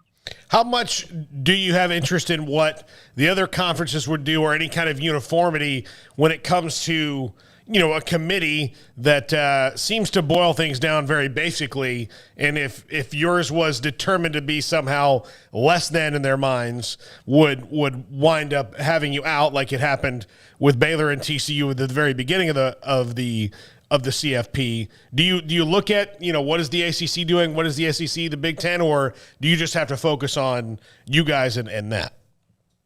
Yeah, I mean, I won't speak for the other four conferences, but I think, we certainly, have an idea and are interested in the other four. But when we're making the sausage, when we're in those meetings and we're having conversation and discussion, it's 90% on what truly is best for the Big 12. And as you can imagine, that's probably harder than normal right now, because we're going to be, we truly believe that we're going to be starting, a year from now, July 1 of 2023, we're going to be a conference of 14, and two members are going to be moving out. And so what's really best for the Big 12 when you've got four coming in and two moving out? And so, that complicates it a little bit. It's a much clearer direction, I think, when you end up with the 12 members. And so, but we're gonna be focused on what's best for the Big 12. Final thing from me, Mack. I saw Lauren Shavanik talk about the potential announcement of a commissioner next month at Big 12 Media Days, which next month, that's crazy to think it's already almost here. But how are you feeling about the process and how it's gone so far? Yeah, I think it's, I think it's moving along like we all thought it would. And as you can imagine, there's great interest, and, there's no doubt that we'll attract, a great candidate. And, and that candidate is going to be prepared to hit the ground running. There's a lot going on right now in college athletics, and there's a lot going on right now just within the Big 12. All right, Mack, last thing for me, and I know you're hiring a coach. We talked about it. I know you said you were planning to tell me, but now I ruined it, so I'll learn my lesson this time. But do you have to, filter your email when there is a coaching search open, because you'll just get random things, or people will stop you and say, who you should hire is this guy, so you don't have to fall into that well? Yeah, so thank goodness for Lauren, but we create a baseball search email folder, and everything gets dumped into that. And we certainly are, I do receive a lot of emails with suggestions. Quite frankly, some of them are good suggestions, and some of them aren't so good. So, and certainly text messages and all of that. And so, we navigate and filter through that, right? And then we obviously have a starting place for us. Just people that we're interested in, and as you could imagine, there's people on our list, initially that we do hear from others, and they're recommending some of those same people, and then there's certainly a lot of names that come to us that maybe are not on our initial list. Mack Rhoades, Baylor Director of Athletics. Mack, thanks so much for joining us, and I hope that we raised the level today without Smokey. It was a much smoother, more efficient show. I don't know why, but it was. So appreciate you both. Have a great week. All right, thanks, Mack. We'll talk to you soon. It's Mack Rhoades, Baylor Director of Athletics. I had to let him get a dig in at the end. Had to. Well, I mean, you should hear us when we talk on the phone before the segment. But he said a lot there, Craig. He said a lot. I thought it was pretty interesting when you asked him about the commissioner search, and he was kind of like, well, and that just might have been, but. I don't know. Maybe he doesn't like who they're talking to, or doesn't feel like maybe it's going to be announced at Big 12 Media Days, or it could just be like he just, his voice just changed or something. Yeah. I don't know. I'm not going to read too much into that, but yeah, it did sound a little bit maybe more hesitant than Shervonik's comments about, basically claiming they're going to name a commissioner by media days, but I would think that they kind of have to do that. I mean, it'd be kind of weird to go to a media days and not have a commissioner there. I would hope, if you're just for Bob Bowlsby's sake, that he could walk around and be like, hey, here's the new guy, as opposed to, or woman who's the new person that's the commissioner, as opposed to, we don't know yet, for 2 days, which would be kind of on brand with the Big 12 on how they've done things kind of in the past. I harken back to One True Champion. When that's another thing that he kind of fell on his face on. I remember when at the Big 12 Media Days, I don't know if you were there at that one, Craig, but somebody asked him about One True Champion, and then he said, I've been to every one since 2013, I was there. So One True Champion, and his answer was, well, it's One True Champion, and whoever asked him the question, but I'm reading the rules, and it appears that that's not really the case, that you could very much have 2 or 3 true champions. Yeah, I mean, I don't know who put that together. I hope that they're not in charge of anything like that anymore because that was stupid. It was just dumb. I mean, one true champion, but immediately you have a controversy over who the champion is. I mean, that's just dumb stuff. And how they didn't see that potentially coming down. Like, I mean, is there no checks and balances as far as okay, yeah, that's a cool idea, one true champion. Are we certain that that's always going to be the case? Because this is our motto. This is what we're going by now. And then immediately it's no, there's a controversy. There's 2 champions, even though there's a head-to-head, but the commissioner doesn't want to name who's the champion. I mean, it was ridiculous. That was stupid, and that was, a big mistake on the Big 12's part as far as the branding part of things goes. That was silly. Yeah. But, I mean, there's a lot to unpack there. I mean, we'll see who this commissioner is in about a month's time, or a little over a month's time. And, no timeline on baseball, but he did say that, there's that transfer window that closes down, in less than a month now. I mean, a month as of a couple of days ago. So I would imagine that, we'll probably be hearing some news here sooner rather than later on the baseball coach. I don't think you want to drag that out too long.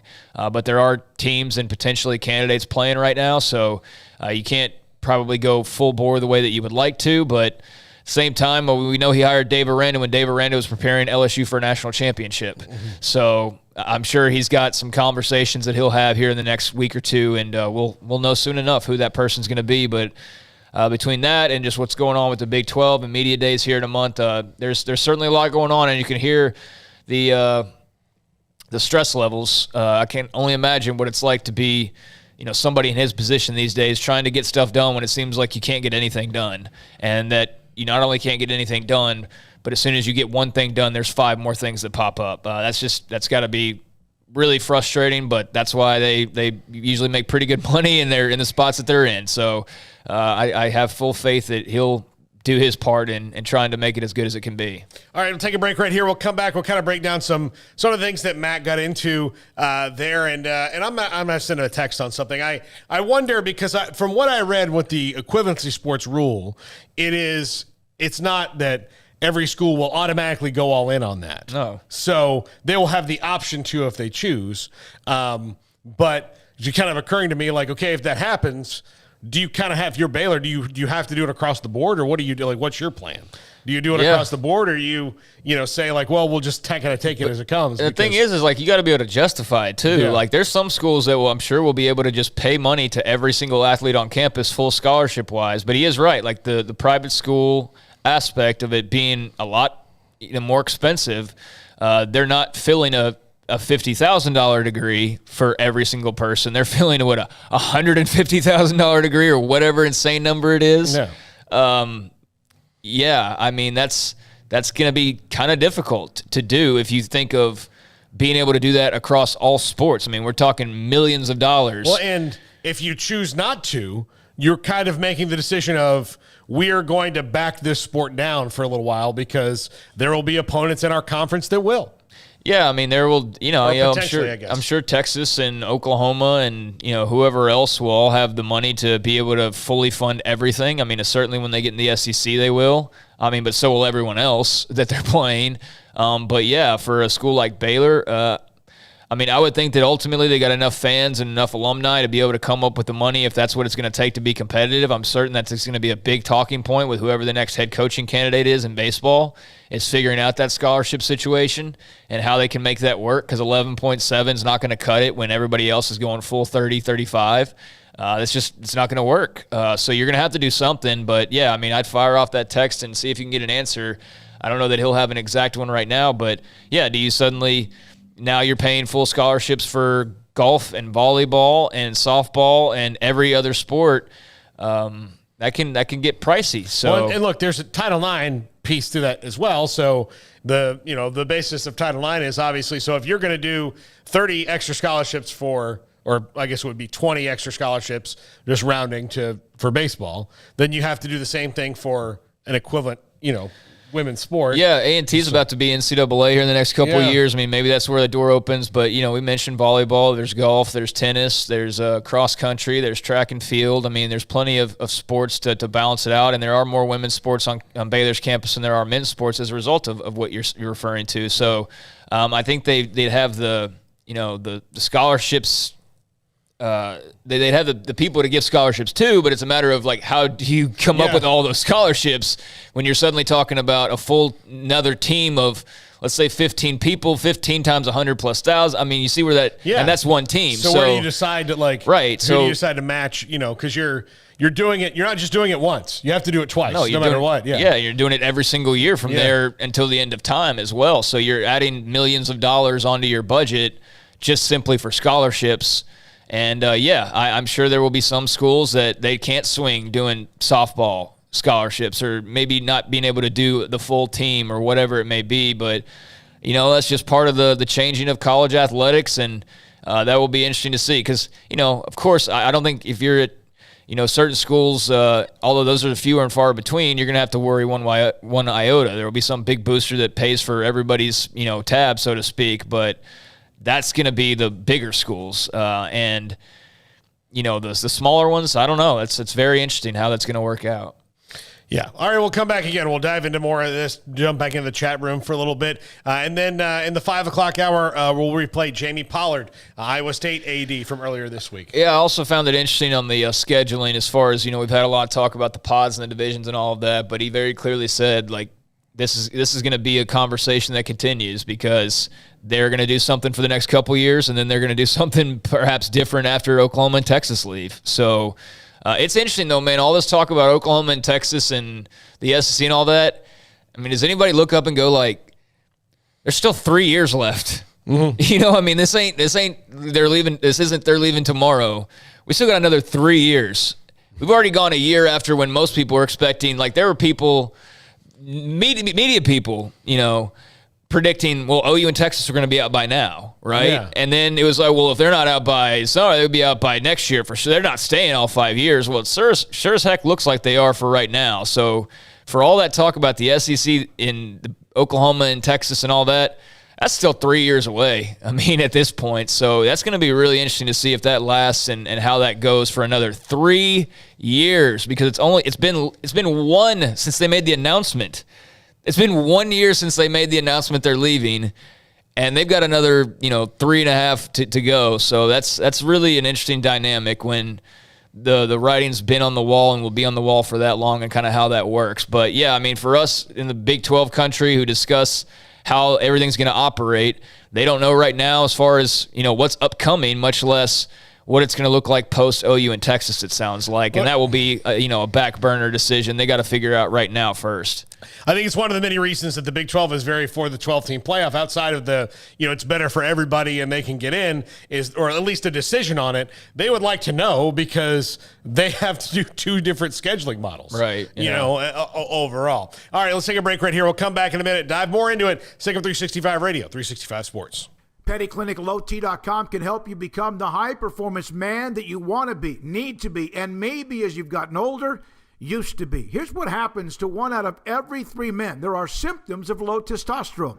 It could be your sleep habits. It could be maybe gaining weight, and it also could be your focus and energy, and yes, your sex drive. Watch anything on television, and there are commercials after commercials about how to increase your libido, how to increase your sex drive. PettyClinicLowT.com can do that as well. Dr. Kent Petty. Go to PettyClinicLowT.com, top left-hand corner, email and a phone number, and you can contact them and tell them I sent you. And they will then set up an appointment for you to get your blood work. Dr. Petty will look at your lab results, and if your testosterone level is too low, and 1 out of every 3 men suffer from this, then he could put you in a program to increase your testosterone levels, and you can go back to being the high-performance man you want to be in many different ways by hitting up PettyClinicLowT.com. Cars priced right both day and night. At Richard Car in Texas. Trucks built for you, red, white, and blue. At Richard Car in Texas. Cars that zoom with lots of room. At Richard Car in Texas. Count on us, a dealer to trust. Average your car in Waco, Texas. Texas Farm Bureau Insurance has protected fellow Texans with auto, home, health, and life insurance since 1952. With more than 260,000 square miles of land and 27 million people, that's a lot to cover. Whether you're wrangling cattle or wrangling kids, we're proud to protect Texans in all Texan ways of life. Stop by and see our agents at one of our 3 McLennan County locations.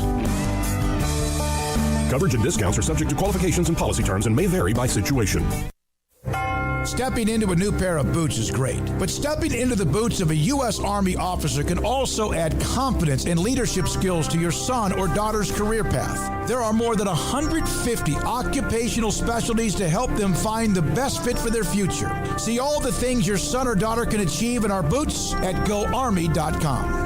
U.S. Army Waco Recruiting Company, 254-598-8131 or 254-776-1543.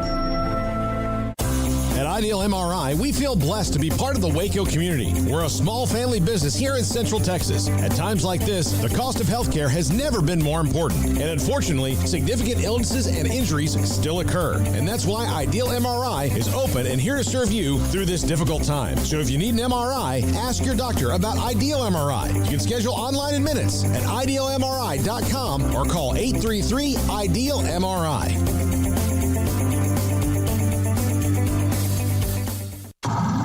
It's plain and simple. Waco Custom Marketplace is the one-stop shop for what you need for tailgating, from charcoal, cold beer, and wine. And, of course, customize your order with brisket, tri-tip, sausage, wings, smoked pork tenderloin, country-style or pork spare ribs, marinated beef and chicken fajita meat, ground beef and chili, meat, hot dogs, and burgers, buns, seasoning, sauces, chips. There's fresh baked bread and kolaches every day, breakfast sausage links. And you can also customize your favorite favorite cut of steaks from Select, Choice, or Prime, bacon wrap fillets, ribeyes, New York strip, sirloin, T-bone, and porterhouse. Full-service butcher shop includes pork, poultry, beef, chicken, and seafood, serving Waco restaurants and families since 1940. Your one-stop shop for beef, pork, poultry, and seafood needs. Waco Custom Marketplace, 425 Lake Air Drive, or WacoCustomMarketplace.com.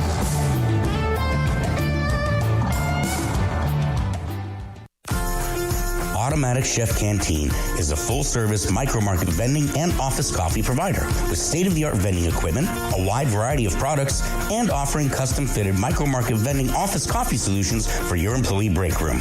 You want a full break room solution and a workplace oasis? Well, Automatic Chef Canteen, locally owned and operated for over 50 years in Central Texas, also includes in-house mechanics on call 24/7 for fast, reliable service and maintenance. Automatic Chef Canteen, 6900 Imperial Drive in Waco, or online at automaticchefcanteen.com. Welcome back to Sikkim 365 Radio.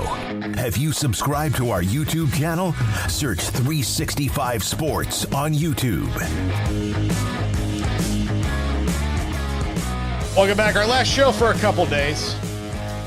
Monday and Tuesday next week. Maybe Wednesday if we don't get everything house kept in here. But Jack and I and Garrett will be kind of redoing some things that our studio has evolved. And there are some things that we don't need to have in here anymore, or some things we can make better. So we're going to take a couple days and do that. I'm really kind of scared about this because Jack is almost kind of in charge of this. Craig, and I don't want it to go to his head. I'm a little afraid he's power thirsty, and this ain't the presidency. This is moving some stuff around. Yeah, So I don't think you got to worry about that too much. But yeah, I mean, I'm curious. We've already gotten rid of a lot of stuff actually. Like the Papa Shot used to be a feature here. I think they just moved that and broke that somewhere right over at the pregame. So yeah, I mean, as long as the TVs stay and the equipment's here, I think I'll be fine. But yeah, it's going to be a little bit of I guess summer keeping. Summer cleaning versus spring. And what better time to do it? I mean, all the sports are starting to wind down. We got, track and field remaining at this point. They got the championships in Eugene coming up in a few days. And I know that Michael Ford's got some good representation for both the men and the women that'll be headed out to Eugene to compete there. But beyond that, it's getting ready for the 22-23 sports year. So now's as good a time as any with, people taking vacations. We're not going to be taking any basically days off past August. So now's the time to do it.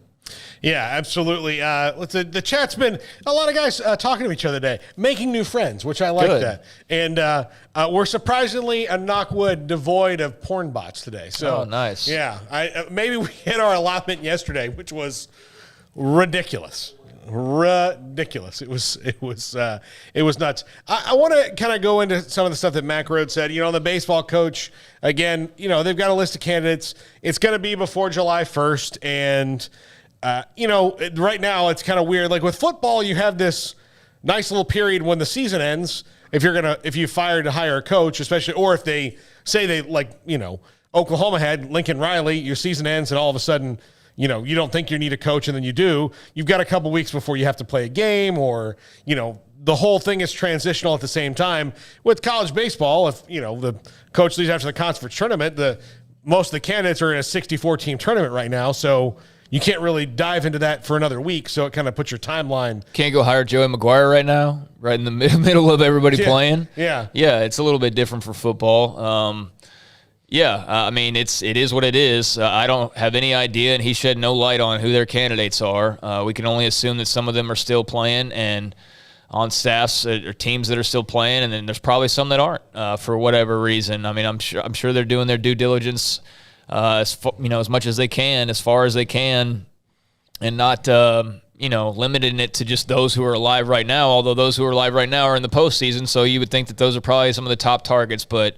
Yeah, I have no clue. I mean, I think we'll know within a month because of that transfer deadline, even though he didn't confirm that. I mean, he made it known. They're very well aware of that date. So, yeah, we'll see what happens. I mean, and I don't know that it's as of much interest to as many people as – I mean, I know it's not as much interest to people as a football or a basketball search is. I think the Lady Bears, before they were not the Lady Bears anymore, the Baylor women – when they hired Nikki Collin, like that was a big search compared to this one. Well, they were replacing, I know, a legend, Famer, but I think even if you weren't, I think it might have still been a bigger search in some ways, because there's just a big fan base for it. But yeah, no, she obviously had a lot to do with the excitement and the fandom that was built up. So that was big shoes to fill, and not such big shoes with Steve Rodriguez.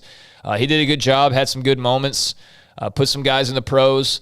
But like Max said, I mean, I think you heard it all there in his voice. This last year was really hard, and I tried to be as positive as I could. I'm not a baseball writer like Levi is, but that's who you need to read if you're a Baylor baseball fan. Read Levi Caraway, but I'm not that guy.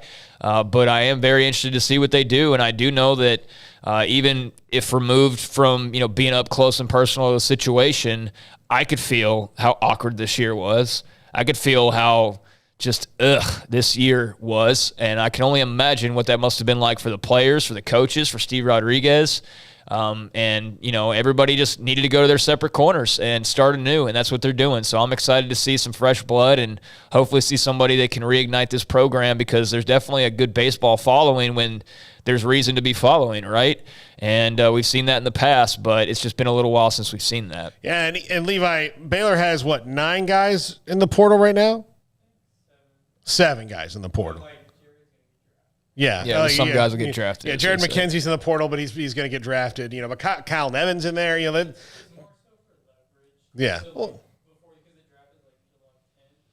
you have to make your plan though, right? I mean, if it's kind of like the NBA. Like if you can do both, you need to do both, so that you can make that decision. But yeah, so those. Well, guys can't. We've seen who was it?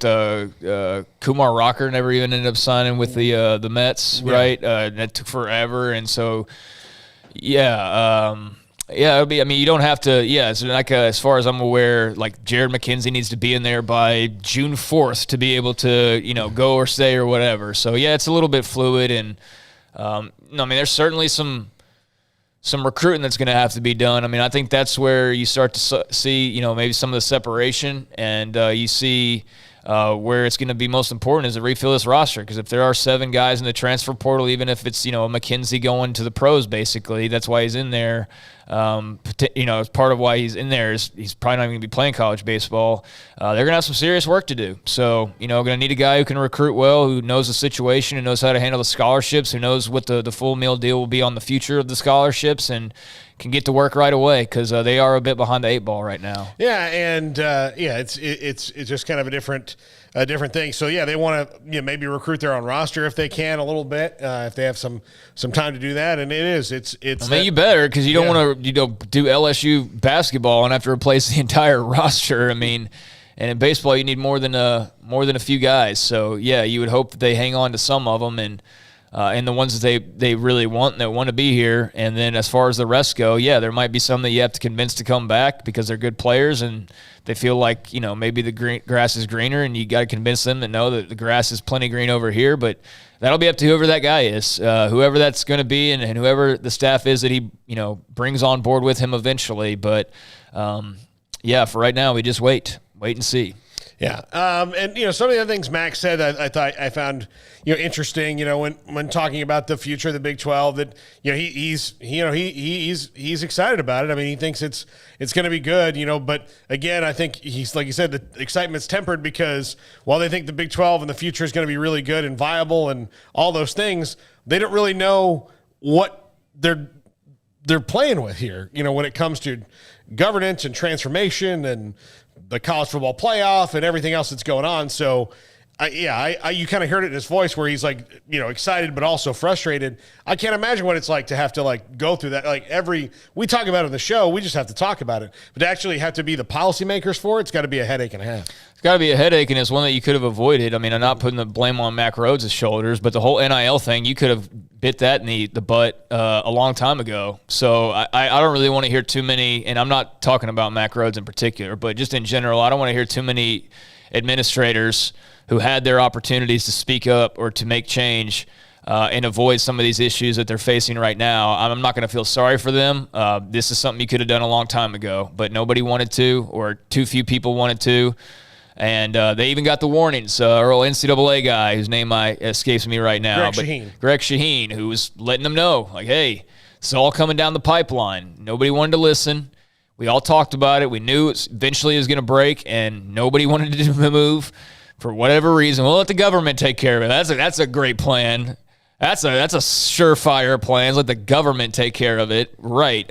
So here we are, and they have nobody really to blame but themselves. And yeah, it's a lot extra on their plate, and I don't envy it. I wouldn't want to be dealing with all that mess and then having to deal with the 20 other things that are messes as well. But part of the deal, part of the changing of college athletics. And thing is, man, it might be a pain in the ass right now, but they got to get it right, because this is not just like the right now for college sports. This is the new era of college sports. This is the NIL era of college sports. This is the transfer portal, NIL, whatever else you want to throw in there era of college sports. This is a time in college sports where nearly every conference has or is about to sign new TV deals that'll shape the next several years of their futures. And there's always the potential of, more movement, more realignment. It's endless. And so, yeah, those meetings could be 12 hours long and not even scrape the surface. But, some of that is out of their control. Some of that is not something they could have necessarily planned for, but a lot of it was. And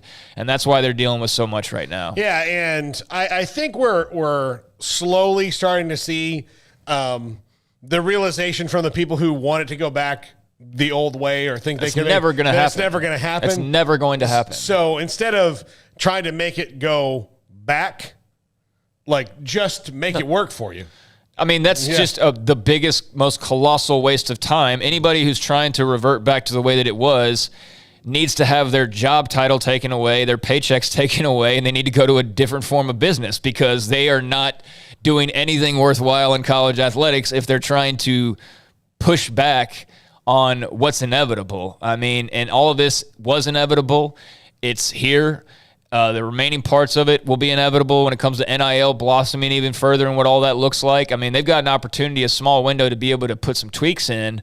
But beyond that, it's too little too late. You're never, ever going to see the days again of college players playing without getting paid some type of compensation. And I don't just mean the stipends or things like that. It's just not going to happen again. So it is what it is. If you don't like it, I understand that, difference and, change is not always the best thing in the eyes of some people, depending on what the topic is. But I think in this case of college athletics, the NIL stuff is way overdue. I think that's been proven. I think that they proved that for decades there were hundreds of millions of dollars that should have gone in athletes' pockets that instead were just going straight to the universities and the TV networks.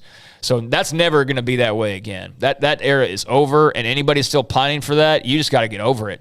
Bottom line, that is not happening. So anybody that would even potentially be thinking of trying to put something back in the box, so to speak, doesn't need to be in college athletics anymore. No. You got to move. Again, it's moved past you. Make it work for you or shut up. Adapt or die. Exactly. It's pretty simple. Adapt or die. And those who adapt will continue to thrive and flourish and have great programs. And those who refuse to adapt will be those who see their money figures going down, and maybe their attendance suffering, maybe their enrollment suffering. There's certainly their sports program suffering. So yeah, adapt or die. That's bottom line. It is what it is at this point.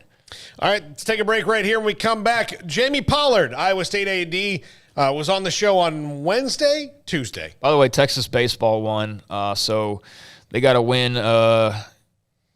Let's see here, 11-3 over Air Force for UT baseball. So yeah. I just saw that a few minutes ago. I wanted to pass that along. They're heading into the winners bracket.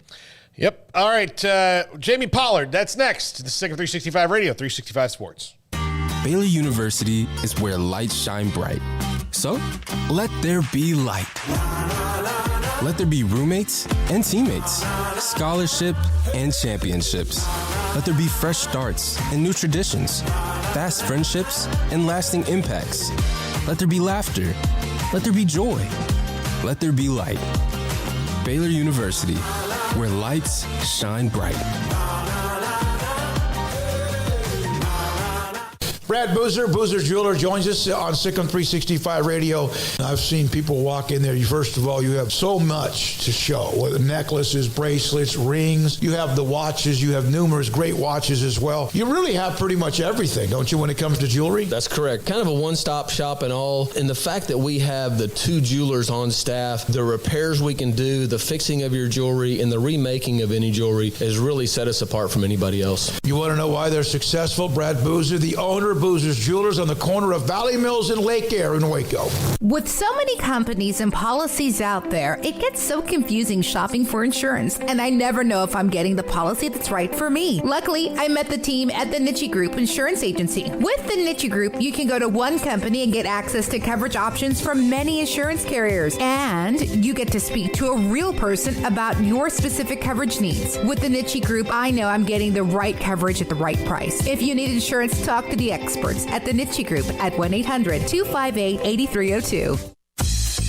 Baylor Scott & White Southwest Sports Medicine and Orthopedics, the team physicians for Baylor Athletics, diagnosing and treating all sports-related injuries, including concussions. These specialists also provide orthopedic services for athletes and non-athletes alike, whether it's knee or shoulder pain, hand or wrist injury, orthopedic spine care, and even an arthritis and total joint clinic. Trust the doctors Baylor Athletics trusts. Baylor Scott & White Southwest Sports Medicine and Orthopedics wants to get you back in the game.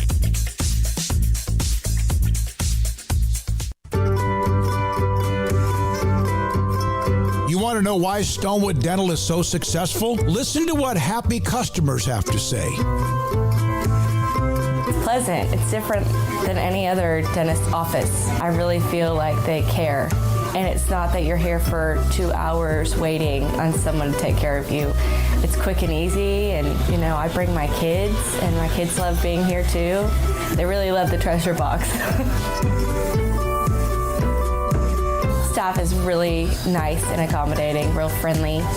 You feel more like home. It's not sterile looking. Everybody has their own personalized rooms with decorations and decor, and they'll even have a blanket for you when it's cold.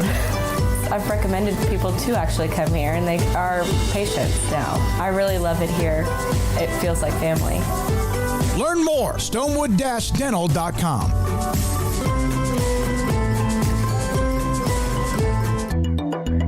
It takes time to reach goals. It's a truth that applies to more than sports. It goes for your financial goals as well. You work hard for your money, and you deserve an investment strategy that lines up with your game plan. And Tom Albers, your Edward Jones financial advisor, can help. If your financial investments aren't putting forth the effort you desire, stop by today for a financial review. Tom Albers, 4301 Lakeshore Drive, 254-776-7605. Edward Jones, member SIPC.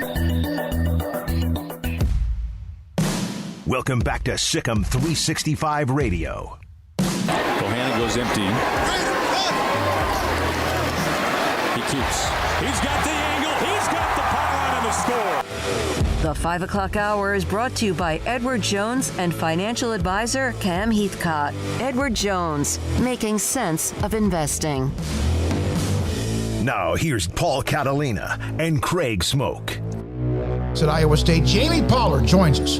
Sick 'Em 365 Radio and 365 Sports. Jamie, thank you very much for your time. We appreciate it. With the Big 12 governance meetings about to begin, what's the difference between something that goes on this week compared to other Big 12 meetings? Is this more the administration part of it, or also what? Well, the biggest difference is this is the opportunity for the directors of athletics to meet with our president. So we get to meet with the board. But we also have our faculty athletics reps here and our senior women's administrators. So it's more administrative. We met with the coaches back in the early part of May, but the big part of this meeting is that we get an opportunity to be in front of all of our presidents. When you look at where the conference is today compared to July of last year at the end of where they were, after the story with Texas and Oklahoma, are you sometimes, I don't think say thrilled, but blown away at how quickly things have turned back in favor of the Big 12? Absolutely. Commissioner Bowlsby deserves a ton of credit for getting the ship righted fairly quickly and allowed us to be able to see a pathway forward. And it's been just really exciting to be able to have 4 new members joining the league, that they're staff, their coaches, their fan bases are all just ecstatic to be in the Big 12. And that's just a pleasant feeling because, as you know, you've covered this for years. It always just felt like there was always something going on in the Big 12. And it's just really refreshing to have 4 fan bases and institutions that couldn't be more pleased to be joining the Big 12. When did you feel that the teams were unified as opposed to divided when all that went down last summer? Because there was, as soon as you hear those things, you've got this window of like, well, I wonder what everybody else is doing and where their interest and loyalties will lie when it comes down to what the future holds for the conference. Well, I'm a realist, and so I always approach that process. And part of it, quite frankly, I was the only president or AD that was there last time that was still here. And so I used to joke with my colleagues and say, I still have, the calluses on my back from how that felt. What changed it for, I believe, was the day the Pac-12 announced they weren't going to expand. Because prior to that, everybody was kind of on pins and needles, and I get it. We all knew that we needed to stick together where there would be strength in numbers. But at the same time, I understand if somebody had an opportunity somewhere else to just shore up their future, why wouldn't they do that? And the day the Pac-12 announced they weren't expanding, it wasn't 3 days later that our game plan was set and Commissioner Bowlsby went and implemented it, and we were rolling. Jamie, Commissioner Bowlsby obviously stepping down here soon. You guys are in the midst of, going through a process of trying to find the next commissioner. Did you feel like the timing played out right, that his kind of final deal, if you will, was making sure the conference was on solid footing? And now as there's this new era where so many things are changing, does it feel like the timing's perfect to welcome in somebody new in that leadership role? Well, I'd first say, our industry needs more Bob Bowlsbys than less. So there is a part of me that's sad and disappointed that Bob's not going to be at the table because he is somebody for all of us over the years. It's a thankless job. Yet at the same time, he always did it with integrity. He cares about student athletes. And most importantly, from the director of athletics standpoint, he was one of us. So he understood the issues we all deal with on our campus. At the same time, there's an end to all of our times in leadership, and he had no intentions to going beyond his current contract. And so for him to step aside at this point in time so that we can tackle the big issues that we have in front of us, which is onboarding the 4 new members, offboarding the 2 outgoing members, and solidifying our television future, it's tough to leave in the middle of that. So I think what he did is he got the 4 new members lined up, and then now's the time to hand off the baton to the next person to take it from here. When do you think that the 2 outgoing members, I know what's being said, do you think there's any chance that they could be leaving before 2025? And would that be best for the Big 12 if they did? Well, that's a real loaded question because if we've learned anything through all of this, and I'll even go back to the last time we went through this back in 2010-12, you can say something today and it could change tomorrow. Yep. So what I would say is anything can always happen. It doesn't feel like they're going to leave before then. There are a lot of challenges for them to leave.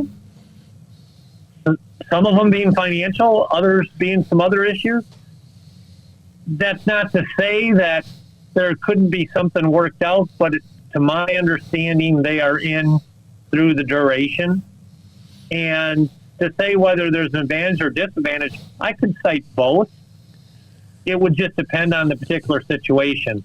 My gut tells me the only way they're really leaving early is if a television partner wants to negotiate that with an opportunity to use that to help the Big 12 solidify their television, our television deal. Mm-hmm. Absent that, I just don't see it happening.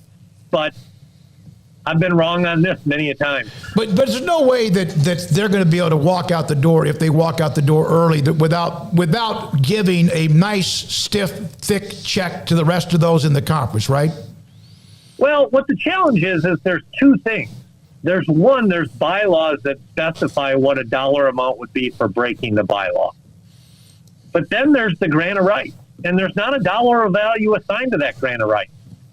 And quite frankly, that grant of rights was put in place by our television partners and the Oklahoma General Counsel because the television partners didn't want to be negotiate a new deal with the Big 12, and then a school leaves and goes to another conference, and then that conference renegotiates, and they've kind of negotiated against themselves. Mm-hmm. So the grant of rights, the ACC has them, the Big 12 has them, the SEC has them. So to pierce it in this case really would pierce it everywhere. And so it's just not something that you can just say, well, we're going to break. Because if the grant of rights isn't any good in the Big 12, then it's not good in the ACC. And then what does that mean for Florida State and Clemson? And ultimately, what does that mean for the ESPN with the ACC network? So there's just a lot of issues that go beyond, well, there's an $80 million bylaw requirement. And so I don't think it's just that simple. Yet, the television partners could come to the table and say, hey, let's just move on for everybody's sake. And here's what we would do in order to make that happen. That that could be a different story, but right now that's not on the table. What do you think is once governance comes into understanding, whatever that turns out being, and I guess we'll have more understanding, here in the coming months and weeks. But what do you think is the next biggest thing for college athletics to wrap their arms around after governance? Wow, that's a tough one for me because governance is just so all-encompassing. Because, for example, the plan on the table from some of the Big Ten athletics directors to move football to the college football playoff, that sounds simple because it's just a statement, but the backfilling of all of what that would require. And then what does that mean for basketball? And what does that mean for other sports?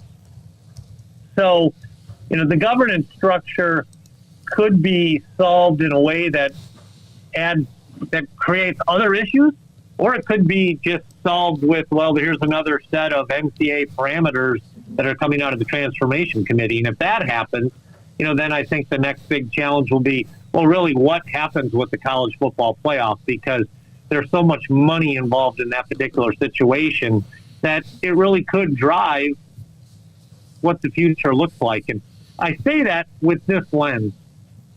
You don't have to go back very far in history to watch how this has played out before. The NAIA was basically made obsolete by the creation of the NCAA. And the AIWA, which I believe, whatever that acronym was, which was Women's Athletics, was deemed obsolete by the creation of the NAIA. And so, you don't have to really spend a lot of time connecting the dots to say, if college football breaks away and, pick your organization, but let's say it's the College Football, Association, you don't have to, let your mind go very far to say that could be the end of the NCAA, just like the NCAA made basically the NAIA obsolete. So it'll be real interesting just to see how this all plays out. Jamie, how much different is your day scheduled in terms of what you spend time on now because of NIL, because of transfer portal, because of governance, because of all these things versus, let's say, even a couple of years ago? Well, probably the most amount of time is just spent on trying to decipher what's fact and what's not. There's personally the NIL and pay for play at Iowa State University hasn't really caused us a whole lot of consternation, other than your head's always on a swivel because there's these rampant rumors of everything that's supposedly happening or not happening. And quite frankly, at Iowa State, we've got a great set of coaches that have been with us for a while, much like Baylor does. And they're grounded in great culture. Mack's got a great culture at Baylor.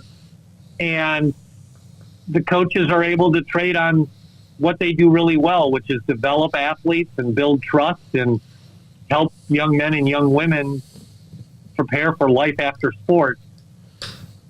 And they do it extremely well, and we do it extremely well. And that's what I think we're trying to be focused on. At the same time, there's just all this noise that can be a distraction, but you got to let it not be a distraction.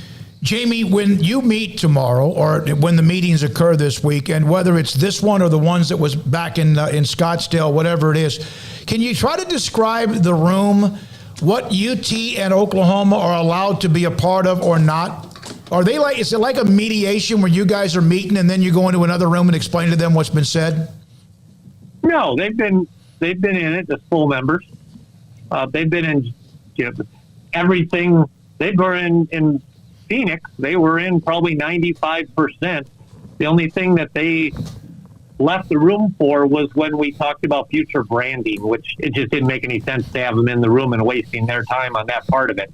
No, but we also had the new members with us in Phoenix, and we're going to have the new members with us this week, which was also a different dynamic for everybody in the room.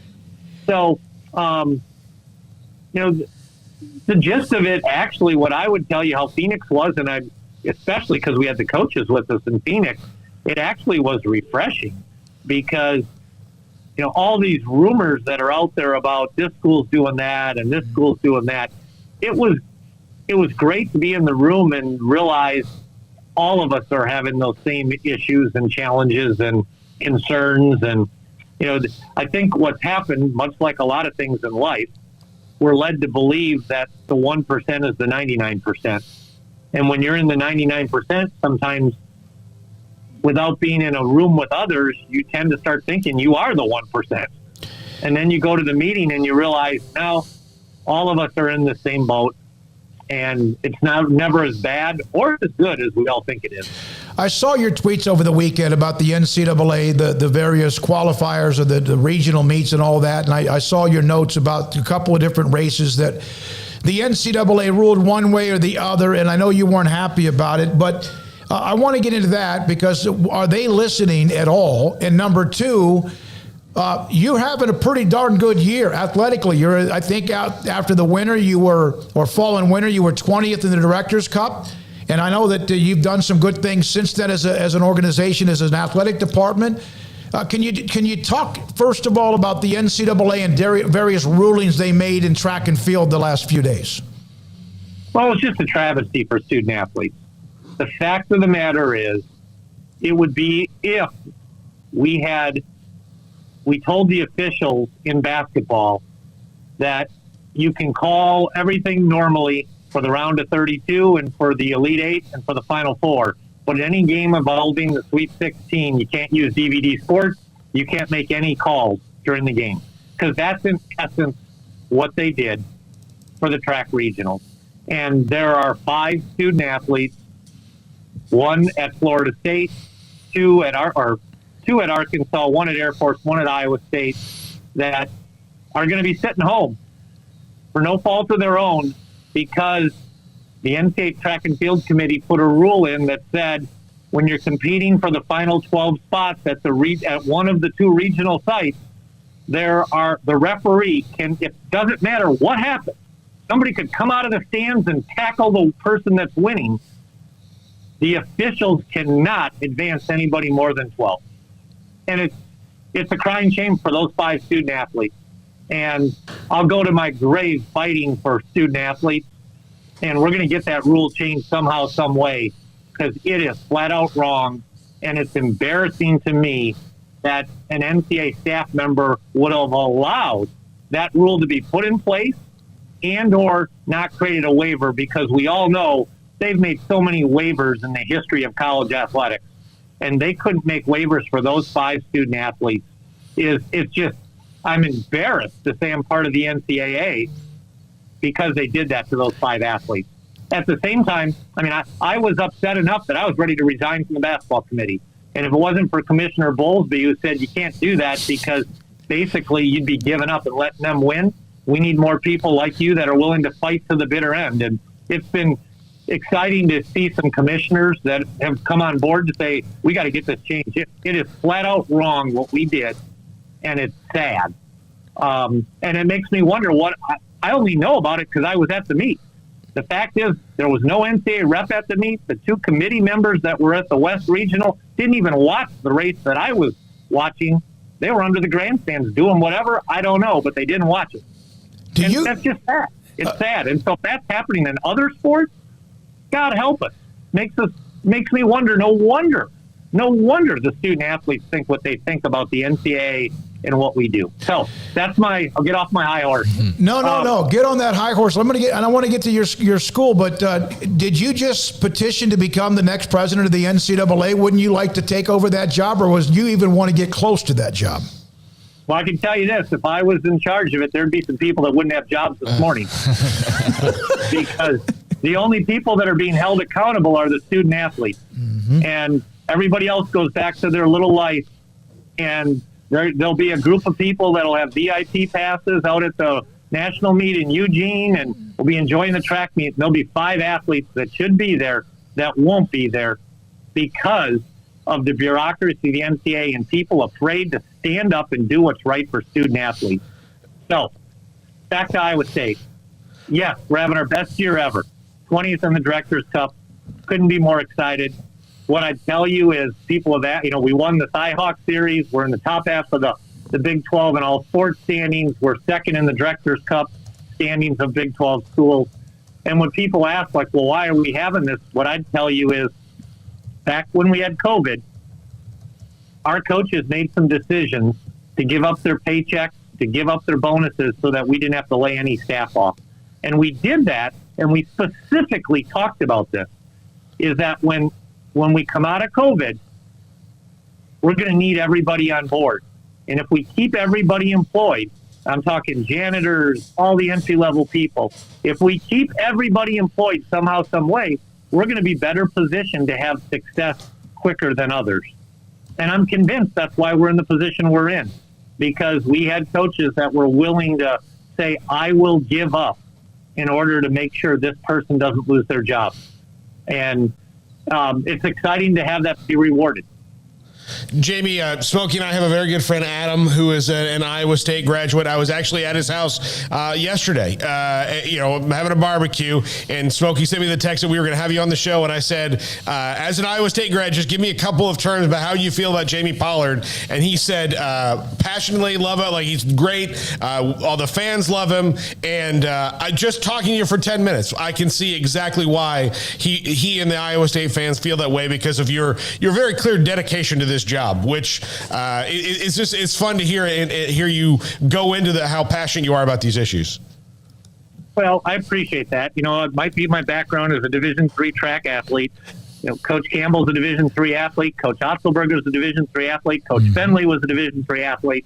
We did it for the love of the game. No one was giving us a scholarship. And as I told the NCAA this weekend, I'm on the basketball committee, but I'm the athletics director for 400 student athletes, not just football and basketball players. And it's a crying shame in this particular situation that 5 track athletes are treated like they don't matter. If this was basketball or football, you can bet darn sure this would have never happened. Jamie, you used the term student athlete there a few times, a real emphasis on that. It's a term that Mack Rhoades uses all the time, but it's kind of a term that some people are almost moving away from as this college landscape kind of changes. How important is it to you? Because I've asked Mack this before, and I know how important it is to him, but how important is it to you that no matter what changes in the future as far as college athletics goes, that the student athlete part of student athlete remains important? Oh, it's the utmost. I mean, it's higher education. That's what we're there for. And for those that criticize and say it's not, again, it's not the 1%, it's the 99%. I've got 450 student athletes at Iowa State, and 445 of the 450 will never get to play their sport ever again competitively when they're done at Iowa State. That's why I go back to these 5 student athletes. that aren't getting to compete at the NCAA, they're never going to get that chance again. It's track and field. There's not a chance to go play over in Europe and back.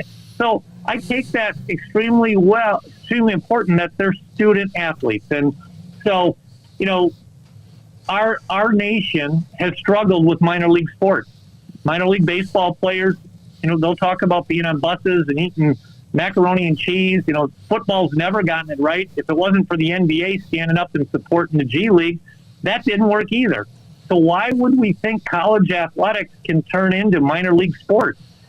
That's not sustainable. And if it does, it'll just become the new football and basketball minor league sports, and all those other 450 student athletes will lose out on an opportunity to get a paid education.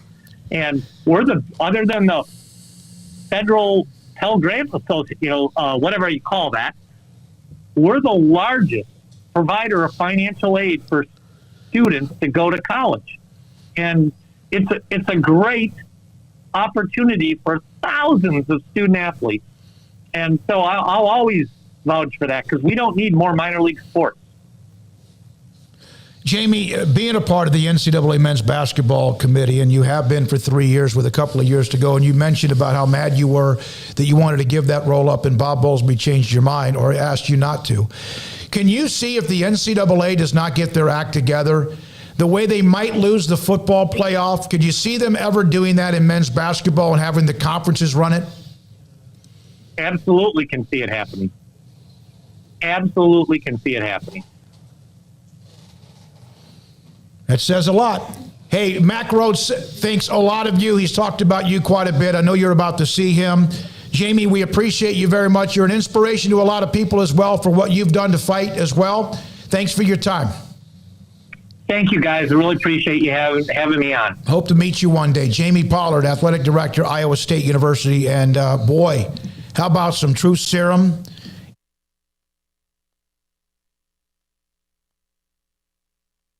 Locations now in Waco. There's over 1,000 stores around the country. Fastest growing pizza company in America.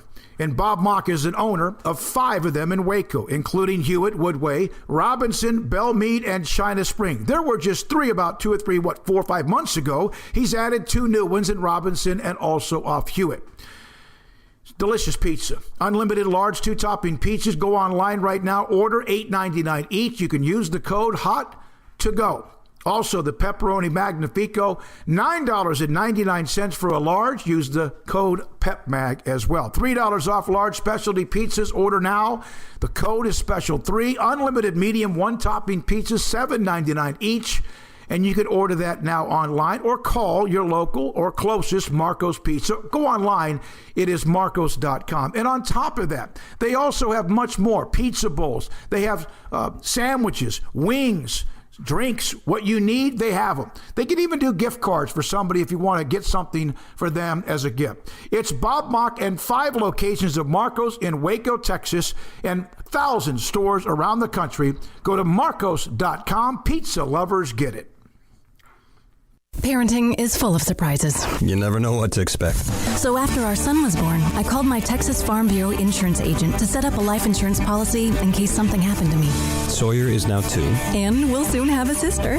There's no one else I would trust with protecting my family. Stop by and see our agents at one of our 3 McLennan County locations. Coverage and discounts are subject to qualifications and policy terms and may vary by situation. It's plain and simple. Waco Custom Marketplace is the one-stop shop for what you need for tailgating, from charcoal, cold beer, and wine. And, of course, customize your order with brisket, tri-tip, sausage, wings, smoked pork tenderloin, country-style or pork spare ribs, marinated beef and chicken fajita meat, ground beef and chili, meat, hot dogs, and burgers, buns, seasoning, sauces, chips. There's fresh baked bread and kolaches every day, breakfast sausage links. And you can also customize your favorite cut of steaks from Select, Choice, or Prime, bacon wrap fillets, ribeyes, New York strips, sirloin, T-bone, and porterhouse. Full service butcher shop includes pork, poultry, beef, chicken, and seafood, serving Waco restaurants and families since 1940. Your one-stop shop for beef, pork, poultry, and seafood needs. Waco Custom Marketplace, 425 Lake Air Drive, or WacoCustomMarketplace.com.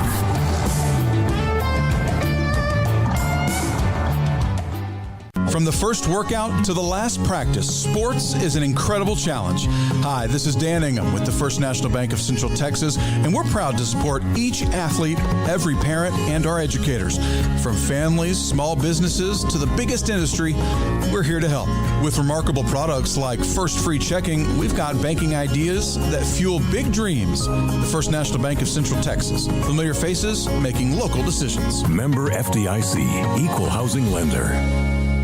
One size fits all. That may be all right for an adjustable belt or cheap sunglasses, but when it comes to your financial needs, no one wants a one-size-fits-all strategy. Ben Erlinson, your Edward Jones financial advisor, knows that his most important goals are yours. That's why he takes the time to understand your needs, knowing you. That's how Edward Jones makes sense of investing. Ben Erlinson, 100 North 6th Street in Waco, 254-759-8533. Edward Jones, member SIPC. Shorty's Pizza Shack at 12th and Bagby is a homegrown, family-owned and operated must-visit pizza place in Waco. Fantastic pizza by the slice or get the whole pie to share. Great happy hour specials every single day, and it's not just pizza. Great wings. You have to try the Sikkim sauce, chili cheese fries, pizza pillows, and more. Dine in for a great hangout or carry-out. Order online at shortyspizzashack.com or do yourself a favor and bring your crew to the restaurant at 12th and Bagby. Shorty's Pizza Shack. Tell them Paul sent you by.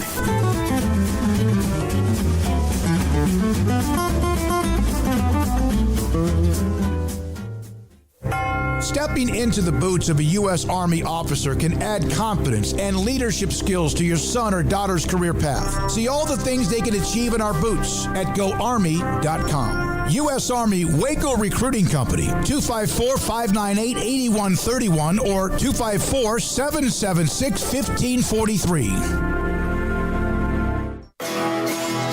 This is Paul Catalina's Top 5 at 5:55. A little earlier today, but that's good.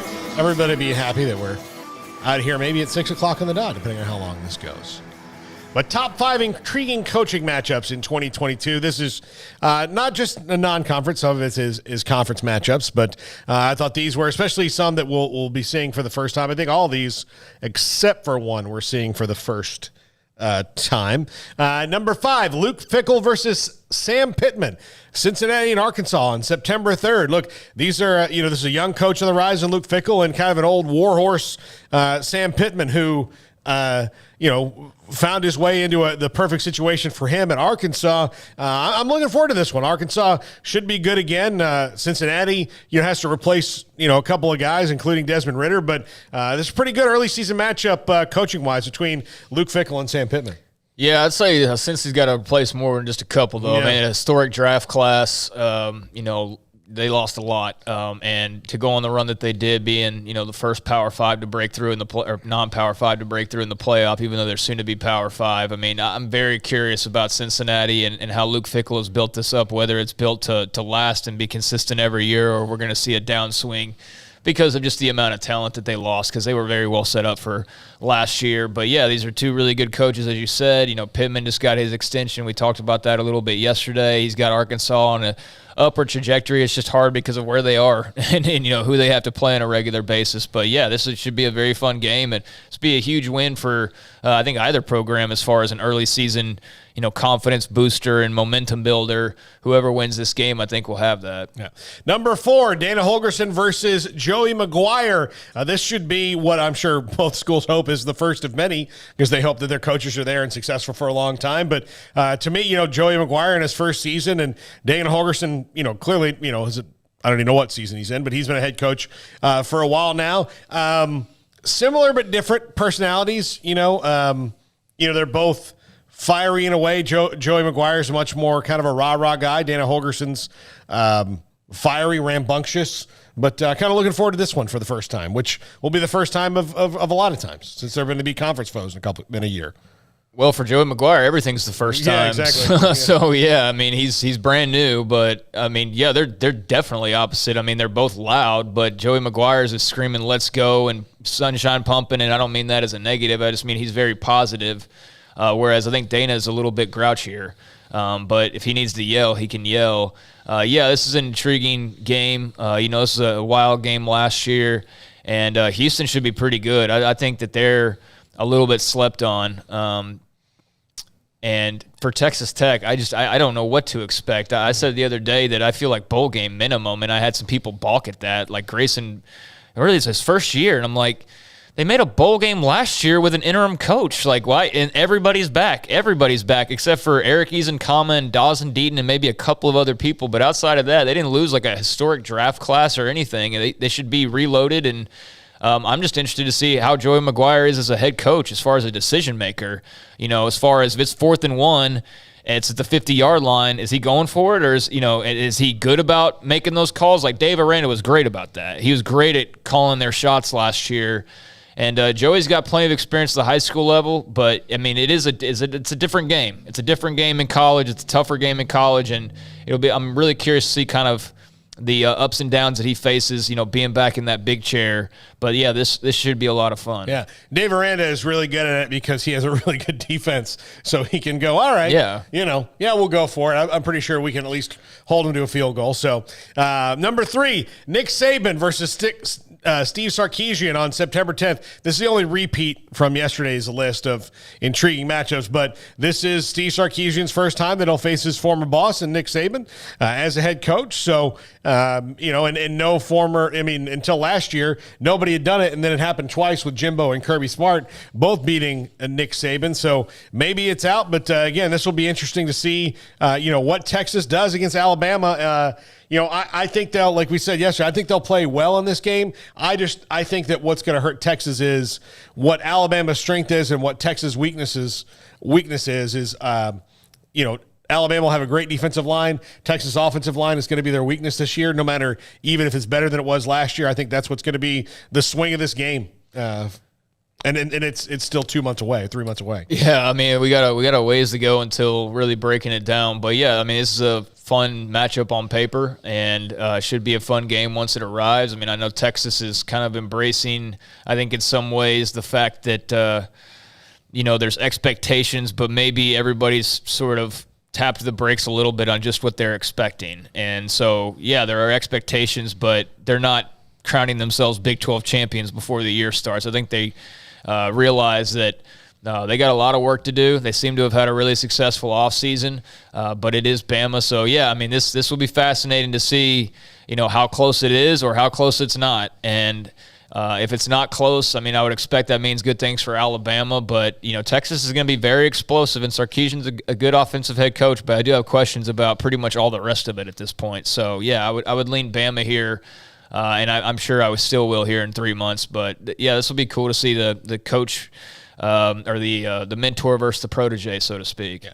Number 2, Lane Kiffin versus Brian Kelly on October 22nd. These are kind of 2 larger-than-life personalities when it comes to the coaching world. They'll be facing each other a lot as long as Lane Kiffin's at Ole Miss. I don't think Brian Kelly's going away from LSU anytime soon, but Lane Kiffin, he's a wild card. But this one is interesting in that there's going to be a lot of personality build up to this one, and these teams both should be, I think LSU's going to be pretty good. I don't think they're going to contend for the conference title maybe this year, but I think this should be a good team, and I think that Ole Miss should be, I don't know if they'll be as good as they were last year. They might be. We'll see how Jackson Dart or Luke Altmaier does at quarterback, but should be a good game and an interesting coaching matchup because both these guys are pretty darn good coaches. Yeah, there was Lane Kiffin trolling him for his dancing when that happened a few months ago. But, yeah, I don't think LSU is going to be competing for championships this year by any stretch. They got a lot of work to do. Kelly's a good coach, so give him time, and I'm sure he'll restack that roster. But this should be an Ole Miss win on paper. And, I'm sure Kiffin will have some fun with it in the build-up to it. But how much Kelly plays back, would be interesting to see if he plays back at all.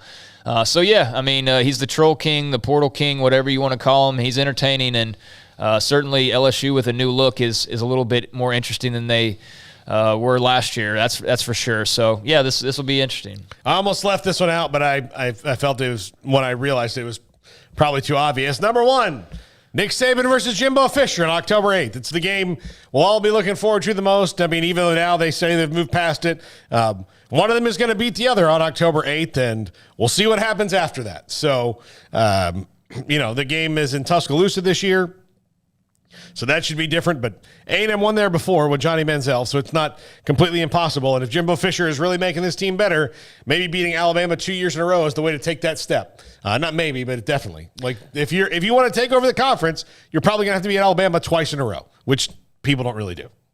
No, and, beating Alabama hadn't really been their problem as much as it is beating the other teams once they beat Alabama. So, yeah, I mean, this is early enough in the season where it could, definitely put A&M on a different trajectory that they've been on for a while. I mean, they've been steadily building up and getting better, and they've, beaten Bama and had some other big wins. But, it's being in early October, it's not going to be one of those. It's like a deciding factor in how the rest of the season goes necessarily, but it will create a fork in the road for which, for where both teams go. I mean, A&M to go down to Tuscaloosa and get a win would be massive, but there will be a lot of articles written about this one, not even game week, but in the next few months, I'm sure we'll see more and more articles. So the anticipation level will build, and by the time it arrives, I mean, I just hope both teams are actually, hopefully they're both undefeated, so it makes it that much more of a bigger matchup, but we will see. I mean, that's early enough that both should be, I would think, but maybe not. But yeah, that's going to have all sorts of talk around it just based on the head coaches, much less the teams. All right, that's going to do it for us. Thanks to Jamie Pollard. Of course, that was a couple days ago. Of course, great stuff from Mack Rhoades today. Thanks to Joey Kaufman, Grayson Grundhafer, Craig Smoak, Jack McKenzie. Reminder, we're going to be off on Monday and Tuesday. Smokey's still on vacation, but we're going to be redoing some stuff in the studio, so we appreciate everybody that's watching on a daily basis, but just be patient and know that we got to do it at some point, so we got to get our break in and get this stuff done, so we'll get it done over the couple of days, and then we'll be back, and I don't know when you won't see us again because that's pretty much stretch run after that. So, yeah. Faith, Emery, Lewis, all of us here in the studio. Thanks a lot. Have a great weekend, everybody.